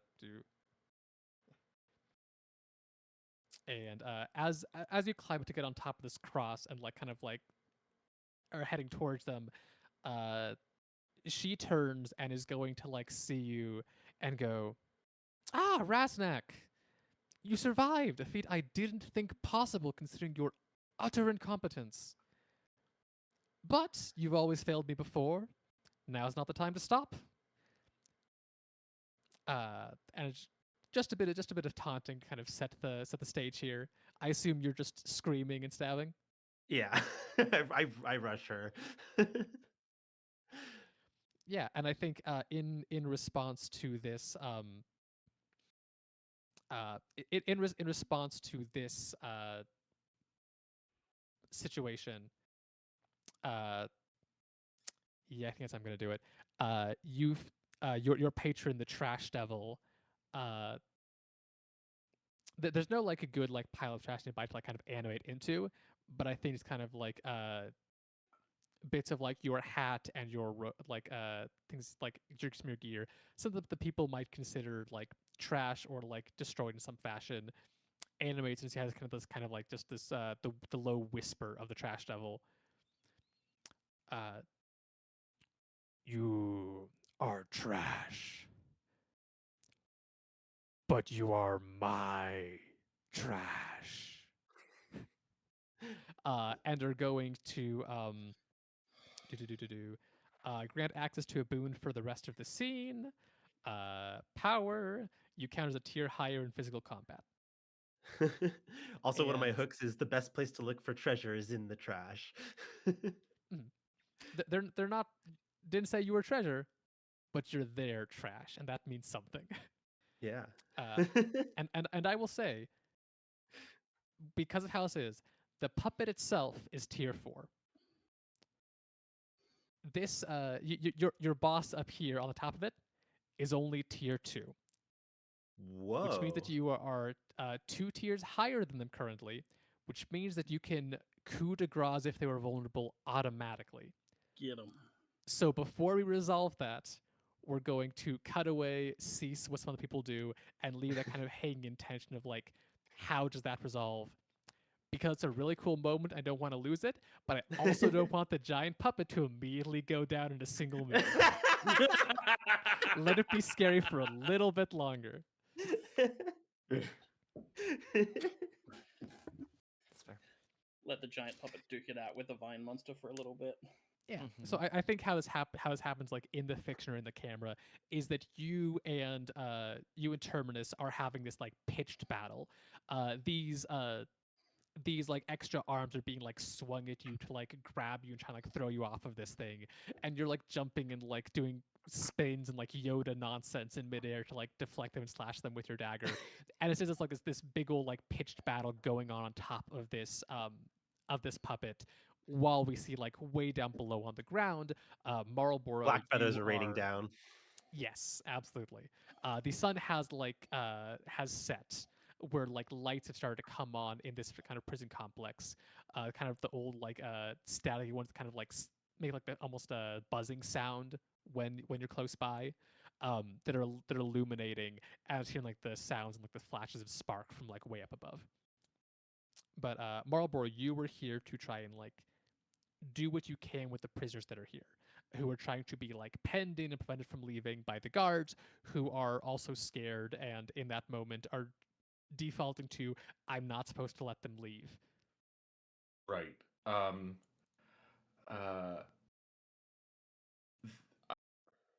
and the prisoners have a danger on them because we made that a peril, so that's stuck Yes. around, right? They are still agitated. Then I think, but they still need one more danger before they're vulnerable. Yes. Then I think Marlborough starts addressing the guards as loudly as he can make himself. Um, in the event of a danger to the labor pool of of an established branch of the Bureau of Human Development, it is the duty of the guards to prevent the loss of value that that labor pool represents, and is basically I am trying to convince the guards that penning these people in and keeping them here is actually not proper procedure. That they represent a pool of that they represent a resource that needs to be protected and ushered out of danger. Um, so I'm trying to like I want to put the danger ultimately on the prisoners, but do it um by intimidate by getting the guards to stop trying to restrict them here, if that makes sense. Mm-hmm. It makes sense. I'm not sure it works. Uh, Narratively, what you are doing here is if this succeeds, the guards agree with you and they help get these prisoners out of harm's way. Uh, and trying to figure out how that connects to these prisoners then becoming vulnerable, where you can like coup de grace, get them to kind of do what you want to, from them then being in a more stable position, but still surrounded by other guards and stuff. I think Well, like yeah. Mhm. I don't think the end point with the prisoners is coup de grace. I think it's impose a hook. Right. They Yeah. still need to be vulnerable for that. Yeah, this isn't how like risk and perils usually work. What do you have in mind for the kind of like risk you would be applying to them here if you had your way? Like by speaking this way to the guards, is the risk like safe? Is like The it would be unrestrained, gotcha. something So like the goal that. here is to not just get them inside, but to like instead of having instead of trying to get the guards to like protect the prisoners, I think if you directed the guards towards like handle that problem or like address the threat, that would then leave the prisoners like unsupervised to like do what they need to do. Okay, then it's something along the lines of, uh, you know, storehouses must be secure. The armory must be locked down to prevent any secondary damage. Uh, the the appropriate signal flares must be sent off to alert nearby facilities not to approach. for the Mhm. sort of regulation that I'm trying to quote at them. Yeah, I think that works then. So go ahead and roll a post plus talk. Do you have anything else to go along with this? Red tape warrior presumably applies. I'm assuming these are Yes. crown loyalists for the guards. Yeah, I think they'd count. They're not quite regular civilians. They have positions of authority, which they have used to control other people. Okay, then I will act in confidence here, and uh, uh, and I will not take a risk if one comes out of this. Let's say. Okay.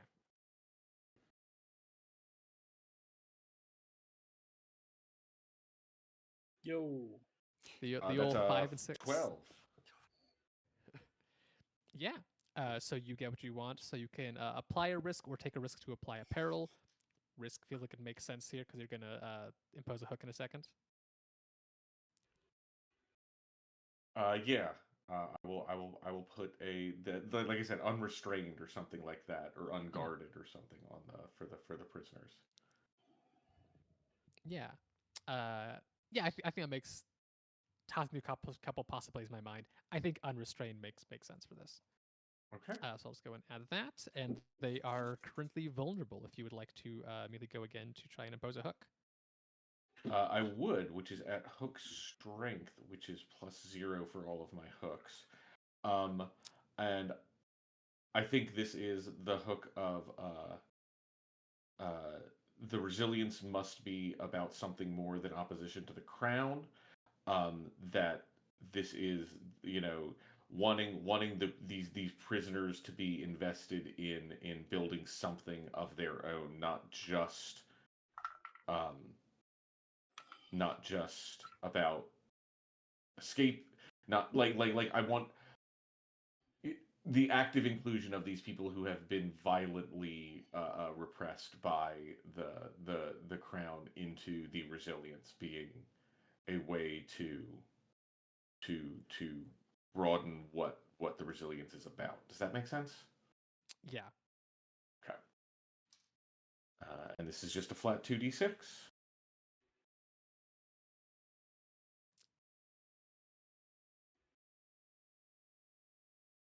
Uh, is an 8, Mhm. which on this.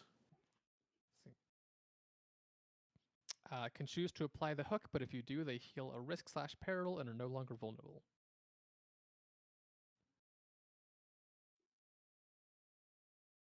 Yeah, I would like to apply that.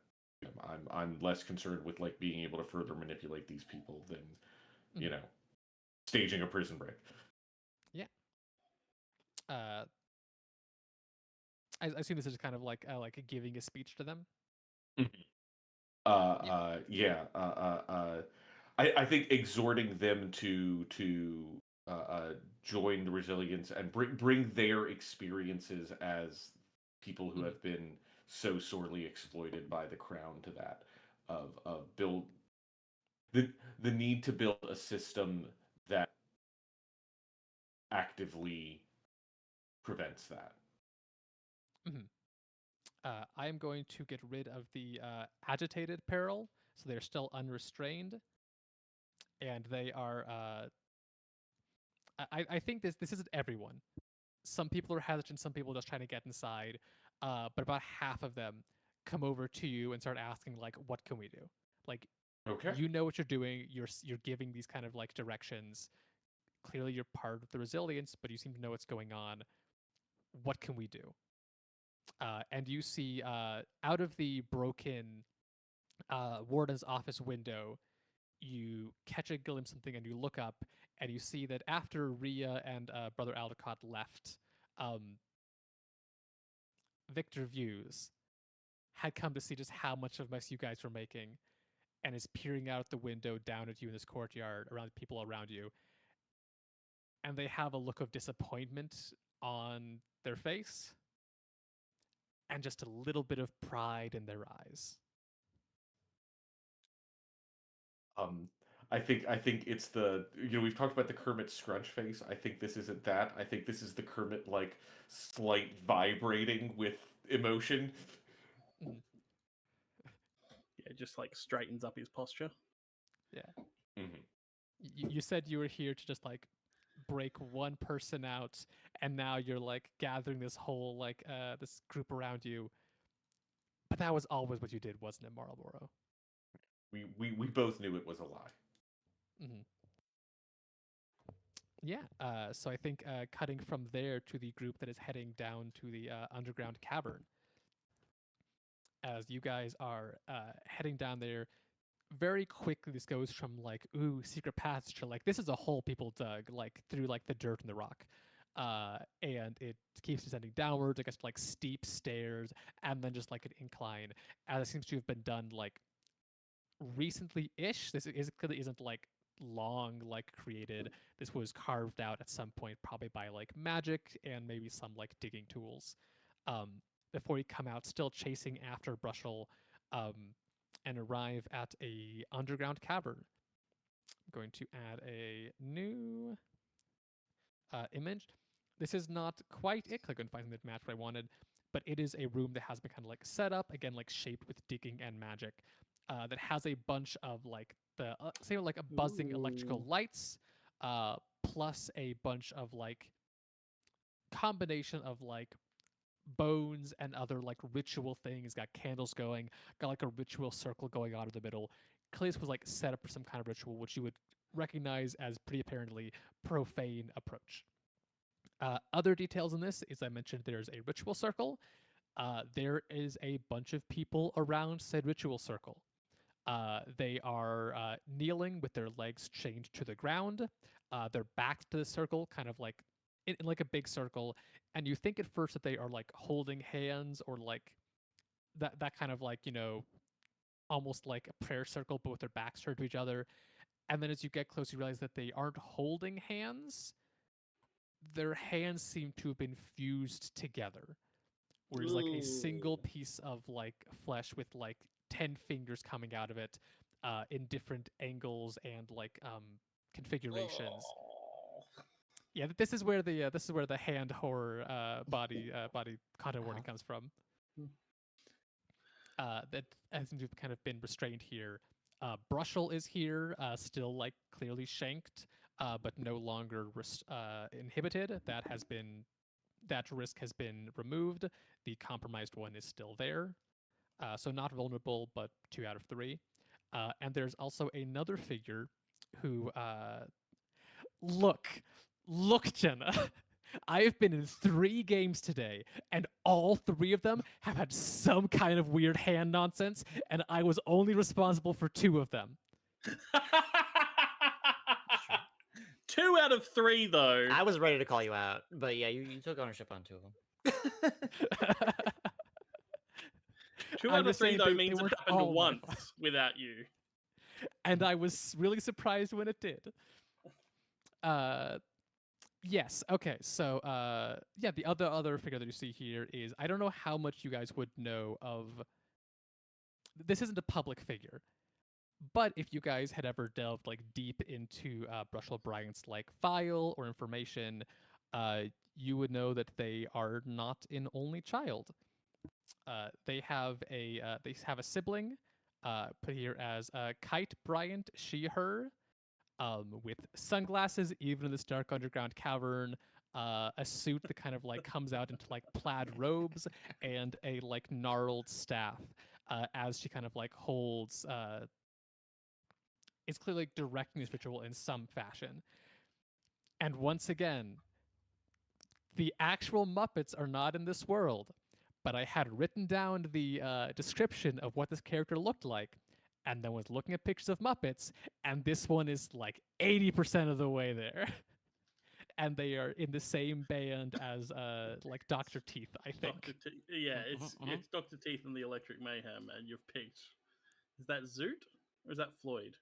Zoot, I Can I believe. remember- Floyd Zoot, is yeah. Floyd looks different.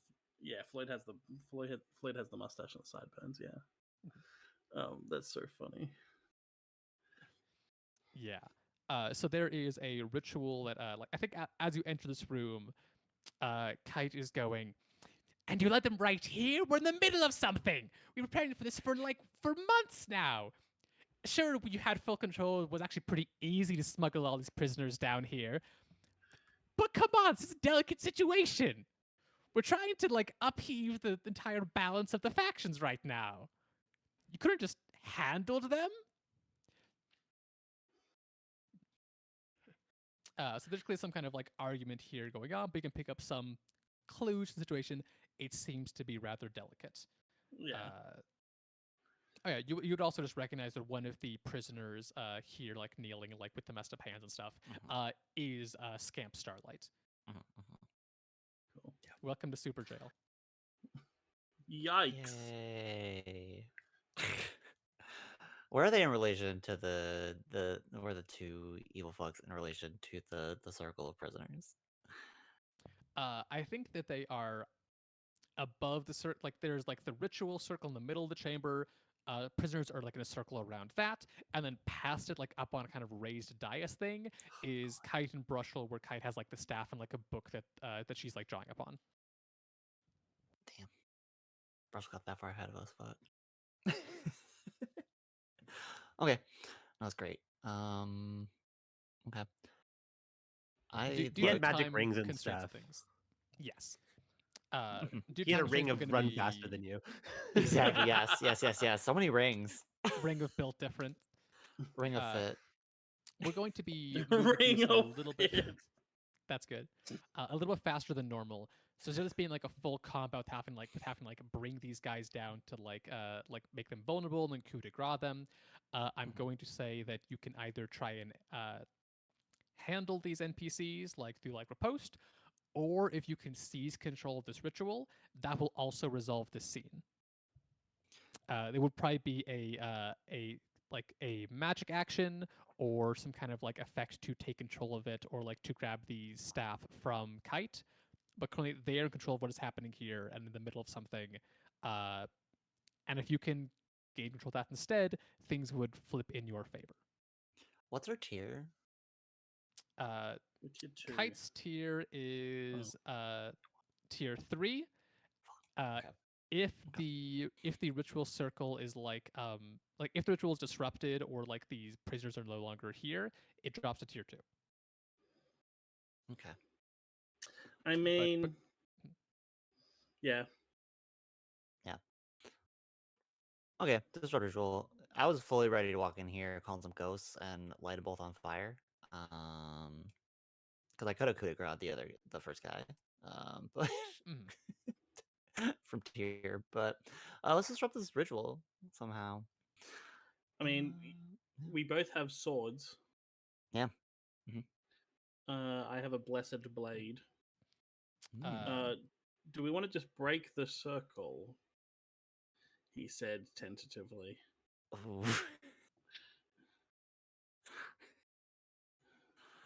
That's a rough one. It is a rough one. If you guys did a understand the unknown, I would be able to give you some direct like actual information on things you could know about this ritual or the situation that you don't have currently, but that would take a bit of extra time. I mean, I would be happy to understand the unknown because the other topic that I have in my forbidden grimoire pertains to the true nature of magic. Great. Yeah. Yeah. Do we want to go with that? You wouldn't have time, but you would have confidence. Yeah.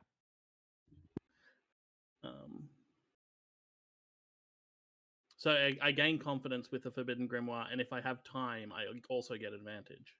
Yes, you do not have time. Oh, right that's now. what you're saying. Yes. Of course. Thank you. Yes, I miss. Yes, cool. Yeah. So confidence is where 1s equals 6s. Yeah. Yes. 2d6. What's my no? My no's +1. I'm trying to think whether the approach matters here. You're not. This isn't proposed, but this is a profaned like area and situation, which would give you disadvantage on this. True. How did you roll? I was help. I can roll an extra dice. Bond anyway. Yeah. Do you want me to roll an extra? Yeah, I think roll an extra die.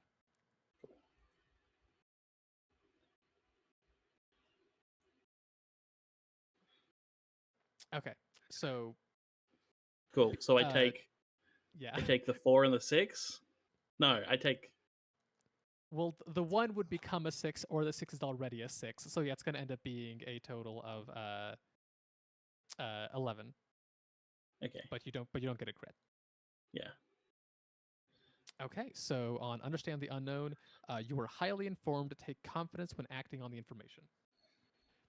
Things that you pick up by pulling out your Forbidden Grimoire and surveying the situation. Like the Uh, book, like the pages all flip dramatically, like when you open a Yeah. magical tome to exactly the The right wind page. rushing through, roughing the pages kind of effect. Yeah, exactly. Yeah. This ritual is in process. Disrupting it by like damaging the circle would be very dangerous for both the people in this room and the fuel source, which is the prisoners that have been gathered around it. They Yep. are linked to it in a way that, if it succeeds how it seems to be designed to, it will drain them dry. Uh, if it is able to be like diverted or taken control of, you would have more control over what happens. But right now, they are linked to it, and it is currently in the process of taking place. Um, you also this is meant to summon something akin to the trash devil that is a profane entity that there's like runes of like beseeching here, where where these prisoners are meant to be kind of like an offering to like satiate it and kind of like, here's what we have for you, let us make a deal.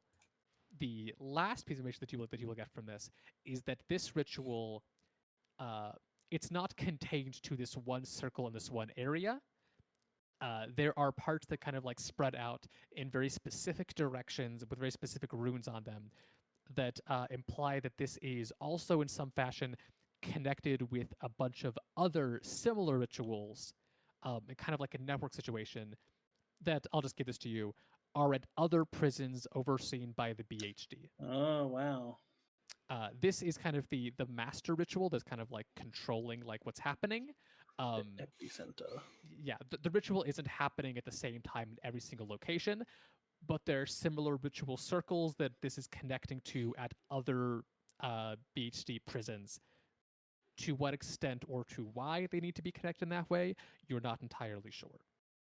But this is meant to not only affect this prison or the people that are here in whatever summoning is going to happen, they're planning for it to affect all of the prison that the BHD has control over. That is the information you have moving forward, and you have confidence when acting on it. Okay.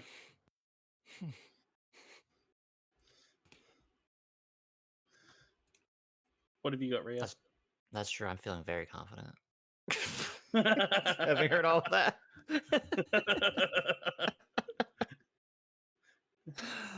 Okay, so disrupting, dangerous, gaining control, good. Take the staff. Yeah? Yeah, take the stuff. Let's get the Take stuff. the staff. Okay. Um Yeah, the other thing, like my warding, I can channel my belief into a physical representation of sacred ground.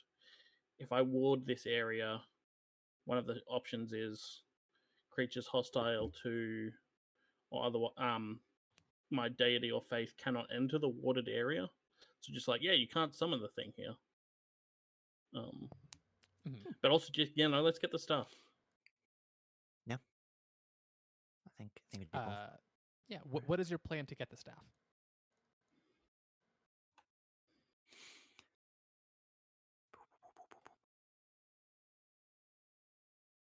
Is it just like run forward and grab it kind of thing? I think so. Look, you know what? I have a dumber thing we could try. I to some extent can control flames. And someone right next to the person with the staff has a flame ring. Can I like Yeah. use magic to like blow them like up? Use that flame ring to like get her to like throw the staff out at us? See, so this would be, I think this would be conjure magic to activate that flame ring and have it go off in some capacity. Oh, also, find Scamp Starlight is at 6 out of 6. Sweet. Cool. It'd be weird if it wasn't. Yeah. It's a thing. Yeah, that would make sense to me. Cool. I think that first you will have to defy danger, as Okay. Kite sees you starting to do something here, and is going to be like, "Get rid of the pests first." Is going to like wave the staff in your direction, and like it's like this like bright bolt of like arcane magic is going to just dart towards you.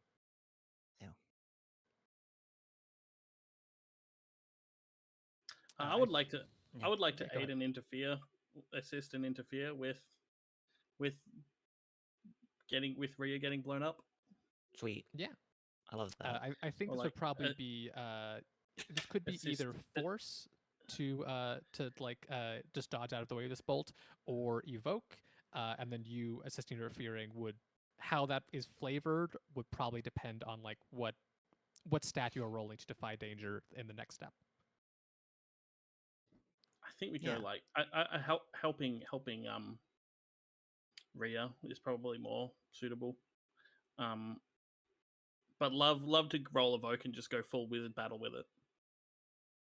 Oh yeah, I'm saying like if Rhea is using evoke to like put up a shield to block the magic, or rolling plus Mhm. force to dodge out of the way, we'll Right. decide how you are then helping, because you're Right, you're rolling yeah. plus bond either way, but just knowing Yeah, how is this True, flavored. true, true. Yeah. Well, here's my How- aid because I don't have any bond with them. Damn. I feel nothing for Fuck it. you. These numbers. These numbers are great. Fuck. I don't know. That's another 5 and a 6. God. All right. Yeah, let's say magic. I think it's kind of like a yeah. Try to shield or like kind of slightly redirect the lightning. Mhm. Okay. So.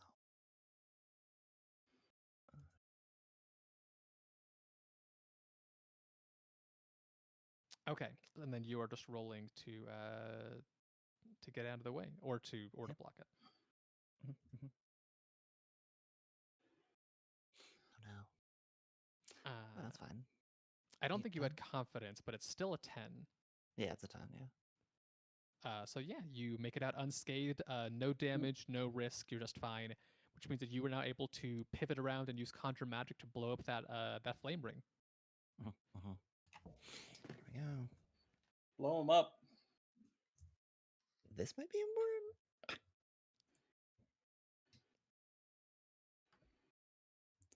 Do you want the confidence? Do you want extra? How many uses of that do you have? I have 2 left. Okay, this could be a good time for it then. Mhm. There's one that I know that is coming up where it might be helpful. Well, I assumed I was saving one to give Raz to help Raznak out with big smash their former boss roll. Mhm. But yeah, I still have 2 of my. This is a case where if you get a 7 to 9 on this roll, you still get what you want, but just some other things go bad. Yeah. So I think this one is less. Okay.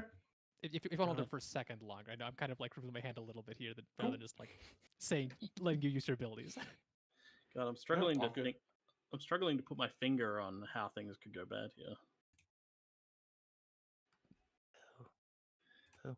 Yeah, this is a controlled situation if I've ever seen one. Here we go.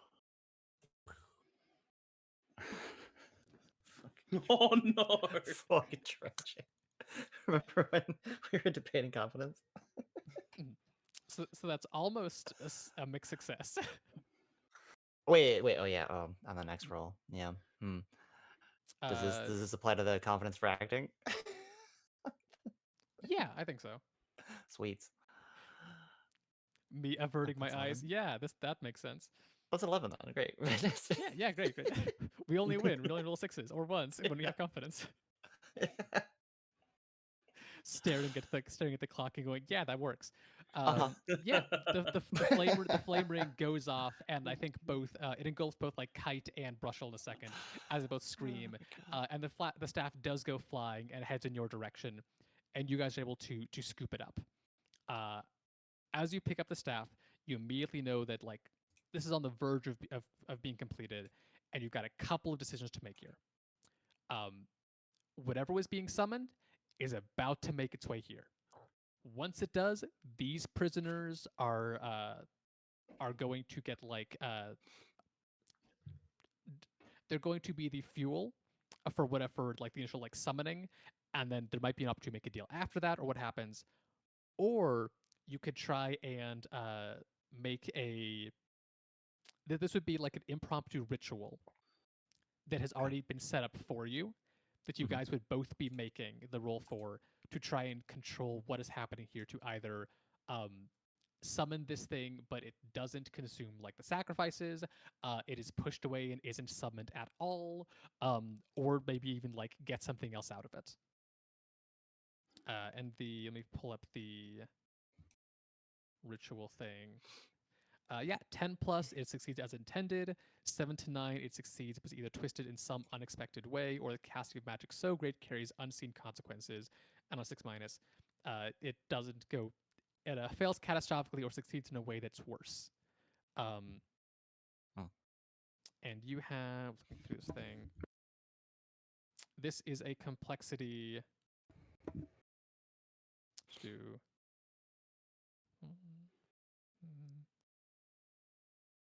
yeah, I think this is a complexity like 13 ritual. There's been a lot of setup going into this. Your roll's still the same, but just notice it can have some very wide effects because of the requirements that that ask for. So this is the one point in the book where it says to make a group roll, and nowhere nowhere in Does the it book does it say explain how what a to make a group group roll roll? is.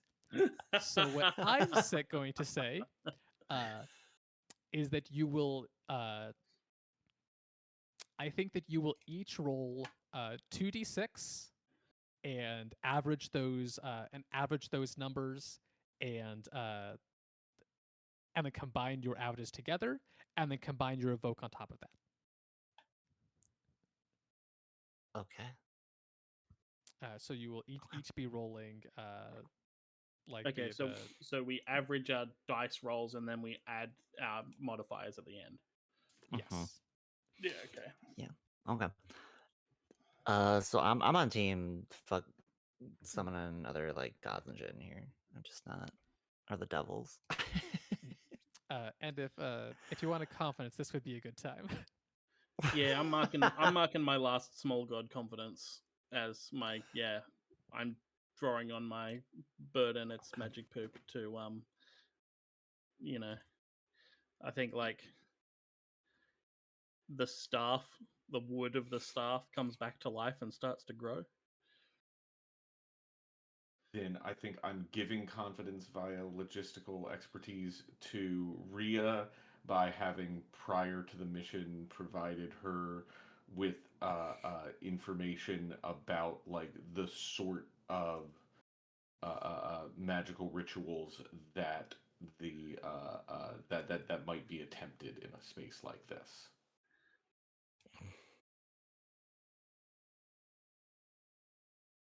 Tactical genius over here for seeing this happening. Yeah. So we've got an 11, which would then kind of be average to 5.5 for Brother Aldecott, and then the average would be a 2.5 for just the dice on Rhea's. So adds together to 8 plus their plus the evoke modifier for them, turns it into a total of 12. This is something that I'm not going to stick to because I hadn't said it out loud ahead of time. But in my mind was going, this is a complex enough ritual. It would make sense if the DC was actually not like 10 plus, but like the complexity of the ritual. Mm-hmm. That's not something that I said out loud. It's not the rules as written. It's not how the game was designed. Yeah. So it's going to be so this is, you get what you want. You have control of this ritual right now. So what this looks like is, as you guys pick up this staff and channel this magic, the world itself seems to freeze for an instant. You have a couple of different paths laid out before you. and you know with proclivity what this ritual is trying to do, what the deal was going to be, and what the situation is to try and like decide how you want to take it.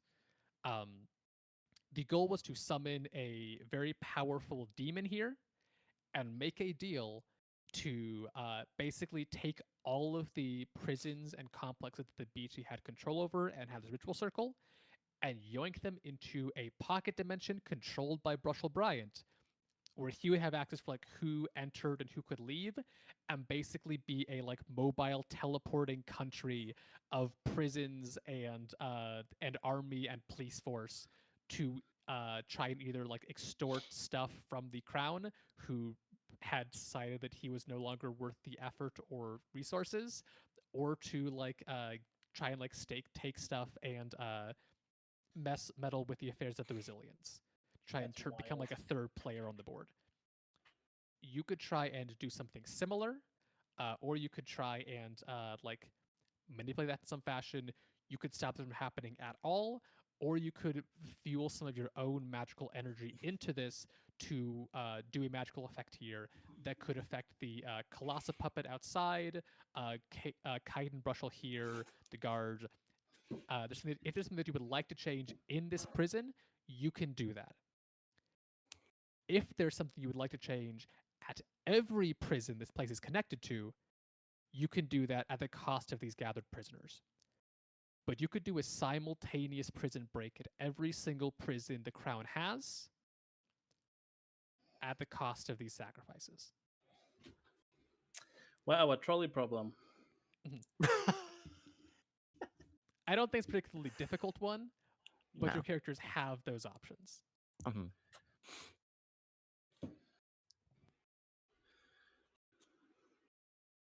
No, I mean, yeah, we destroyed this prison. Look how easy it was to break this one. Like, we can get the other ones. It's fine. Yeah, we can get the other ones. We can get the other ones We can get the another other day. ones. Light work, 3 hours. Yeah.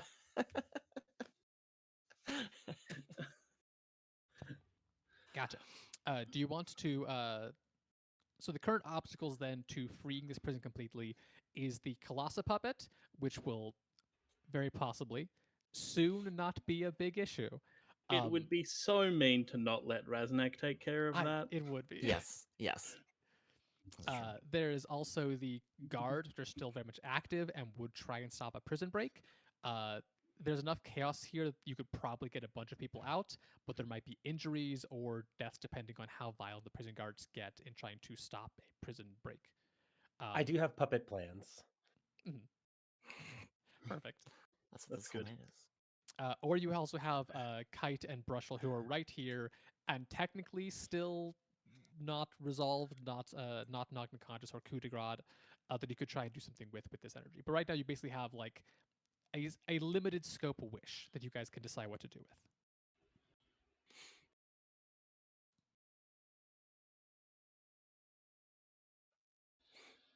Would love for all of the guards to just fall asleep. Yeah, it's like anyone who like we like make a larger version of like a consecrated crown where it's like if you represent the crown at all, good night. Yeah. If you step in the like Yeah. within the walls of this Oh. place. Yeah. One other possibility I should mention. The magic that fused these prisoners' hands together is not going to be easy to undo. It was time and process.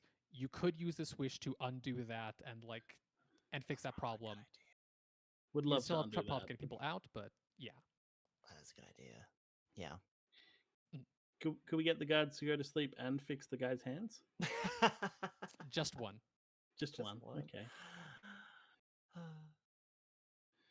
I've got a book that contains the secrets of the true nature of magic. I could probably figure this out later.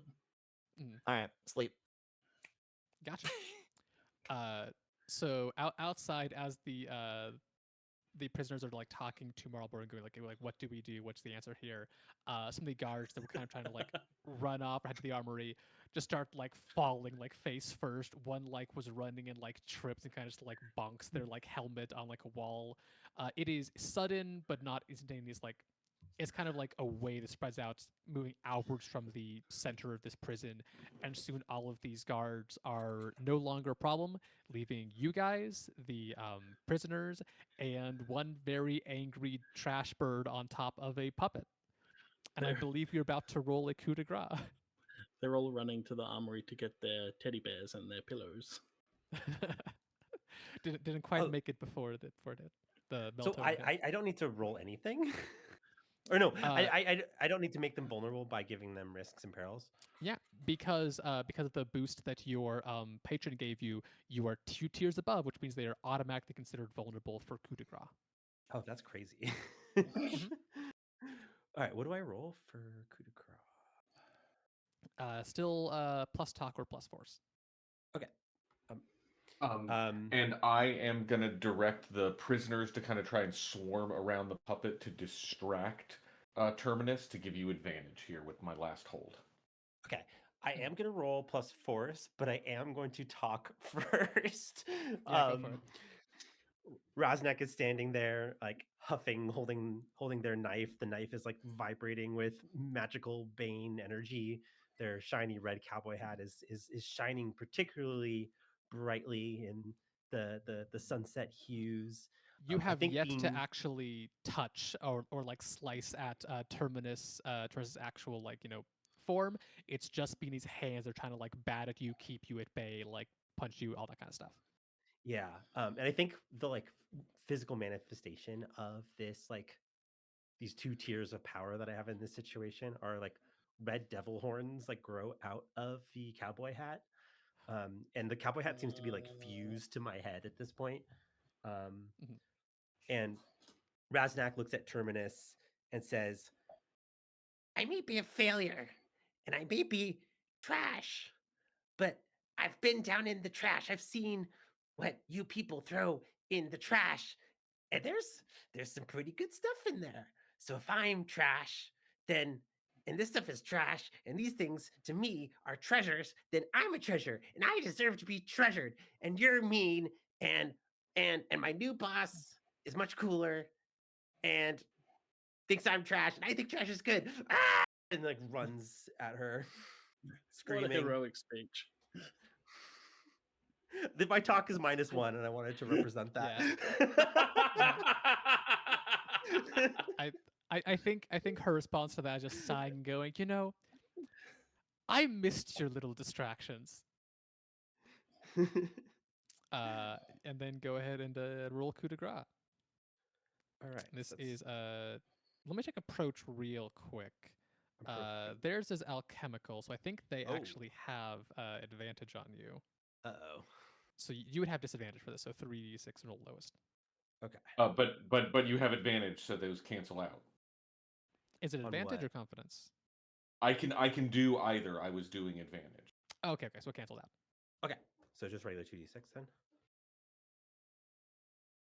Cool. Yeah, I'm checking to see if there's anything else. It's an not 11. that I'm Yeah, still do it. Still a 10 plus. The only roll I failed was the first one. Yeah, so that is a coup de grace 10 plus. They are removed to decide what happens to them. I will say before you narrate, what you learn as your blade finally bypasses all these stupid like puppet arms and actually sinks into them is that the reason that they were glowing and like kind of like crackling with like magical energy, this was never the real Terminus visage.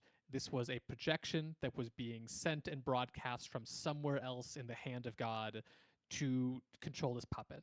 It is them. They did see you and recognize you, but this is not their actual physical body, and they could not bring their full like abilities to bear. So they're still out there somewhere, but they are. You have defeated this representation of them for right now.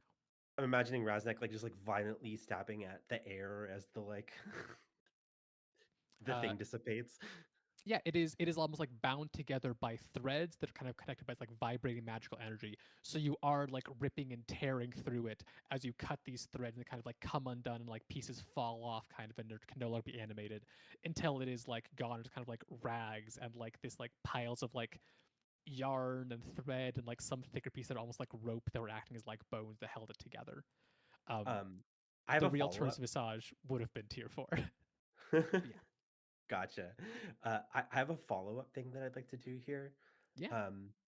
I think as um, as Raznak is realizing that this Terminus Visage is not the like real thing, that she's not actually here, like falls down to their knees, like screaming in bloodlust, um, and starts to like sort of pick up the threads, the like shards of the threads as they like clatter to the top of this puppet.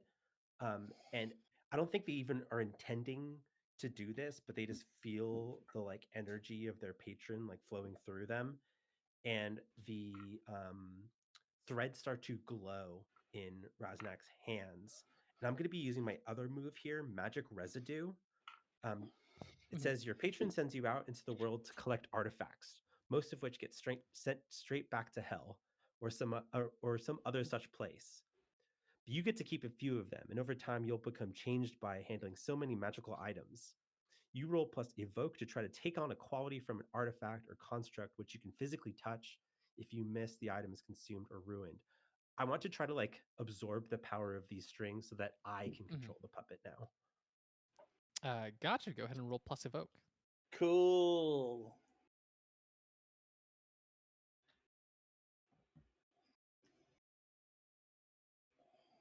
$11. Only roll 6s. Not actually a I don't. 6, but still full success. I've rolled so many That's 13s and beautiful. 11s tonight. What the hell? I will ask. So this is rolling plus evoke. Mhm. Your evoke is +1. Yeah, okay, look at the other one I had loaded for. So it is still a 9. Oh, duh. I read the wrong number. I'll take a Yeah. 9. I think it did the thing where like it deletes yours and then it takes like before it shows the next one. So I'll look at the previous one and go, oh yeah. And sometimes they show up in the wrong order. Yeah. Yeah, I'll okay, take a 9. so you mix success. There's no like 7 to 9 on the move itself, but you don't miss, so you do get the consumer movement. I will say that you have control over these threads, but it is temporary. You can use them to control as puppet. You don't have like full mastery of it like Terminus would, but you can like manipulate to like get it out of the way, break open some of these walls, that kind of stuff. Um, for the time being, like for the current situation, as you were doing this prison break. Can I pitch like what sort of limited thing I'd want to do with this? Yeah, I'm here.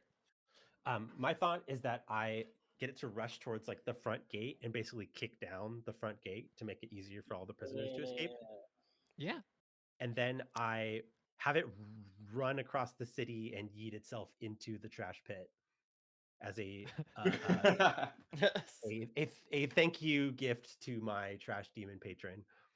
Mhm. Yeah, I think at this point we are shifting out of the moves and into more of the narrate the epilogues thing. We went a little bit over time. We knew we had some buffer room before the next group. We've also been going for a while, and so probably just wrapping up here. So your sound like kind of the Razak ending is like controlling his puppet, the kind of symbol of like the old boss, breaking down its walls, dashing into the trash pit. Anything else?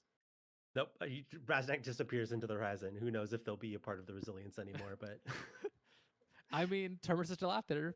Vengeance has not yet been captured. fair. Marlboro, you were left there then with the unconscious guards, the new way out of this prison, and all these prisoners looking to you for guidance. Yeah, I think we see Marlborough trying to gather up the prisoners to lead them back to whatever the rendezvous is of this is, we've liberated a bunch of people, and they're not it sounds like some of them are interested in joining the resilience, maybe not all of them, but even those who aren't, we can make sure they're properly taken care of before they're you know uh, presumably we don't want to just send them back to the city or whatever. They'll probably end up right back in prison, so help them one way or the other. And Mhm. yeah, those who want to join up and join the cause, we have a bunch of new members of the resilience. Yeah. Um, I think that as you are like directing people, like organizing things, uh, Victor Views, who was not a guard, so was not knocked conscious, does come and find you, and it's kind of like hands in pockets, like walks over, stares at you from like 5 steps away for a couple seconds, and then sighs and says, "Well, I think I'm out of a job. You've fully scuppered it this time, Marlborough. Give me a couple of days. I need to write some letters, and then I'll come and find you."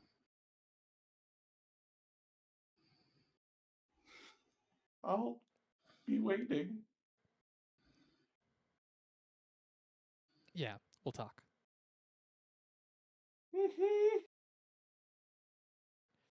Uh, Down to what was the underground cavern. You were able to free these prisoners. I'm just gonna say you were able to handle kite and brushel however you would like. You can decide what that looks like if you're taking them with you, if you are leaving them here, if you are like flat out killing them. Um, yeah, what do you guys do in the situation as you are like on your way out? I think we take them prisoner.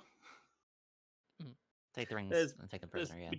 yeah, take the rings. There, Yeah.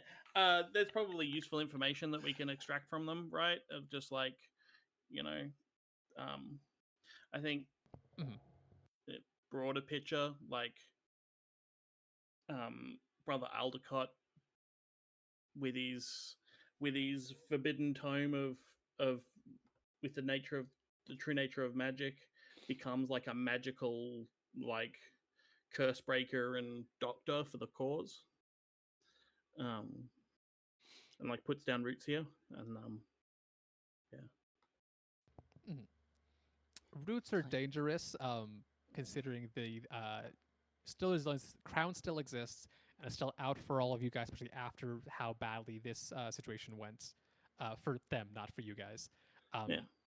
But when you have magical pappy and like growth, small god, putting down and picking up roots is easier for you than for most other people. yeah.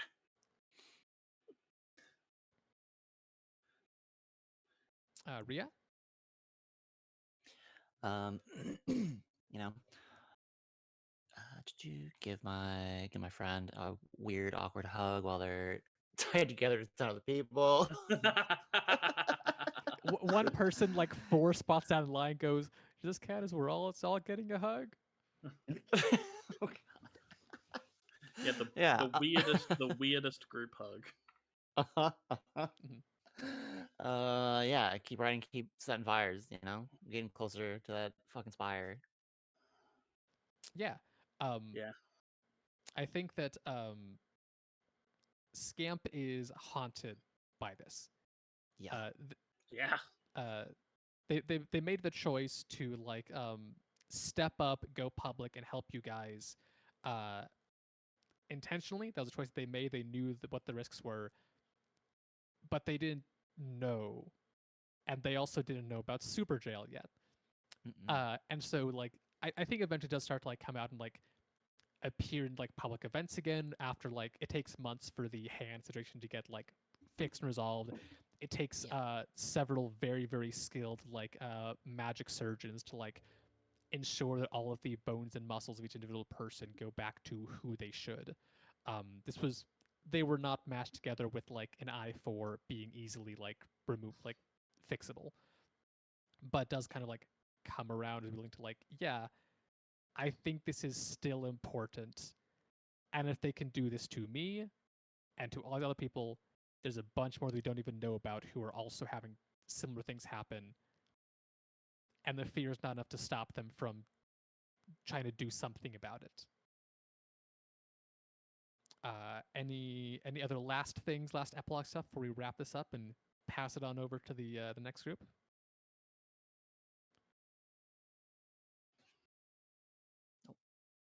Cool. Then thank you very much for playing this lovely game of Guillotine with me. First time running it, but wanted to for a while. This was a great opportunity. Thank you to everyone working, all the people running games, playing games, behind the scenes. Thank you to our lovely host Jenna, who did a great job with making sure that everything is running properly, and also chiming in with some fun comments in the chat at times. Reminder that we are raising money for Palestine Children's Relief Fund.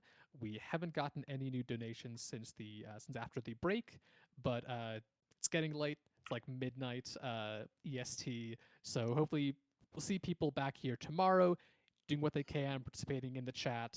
And this is a great cause. Glad to be here doing this. And I love this community so much. Thank you all. Hell yeah! Thank hell yeah, you, hell yeah. Ash. Yeah. Everybody Thank give you him a for hand. Awful. We've already had enough hands this session. Yes, yes.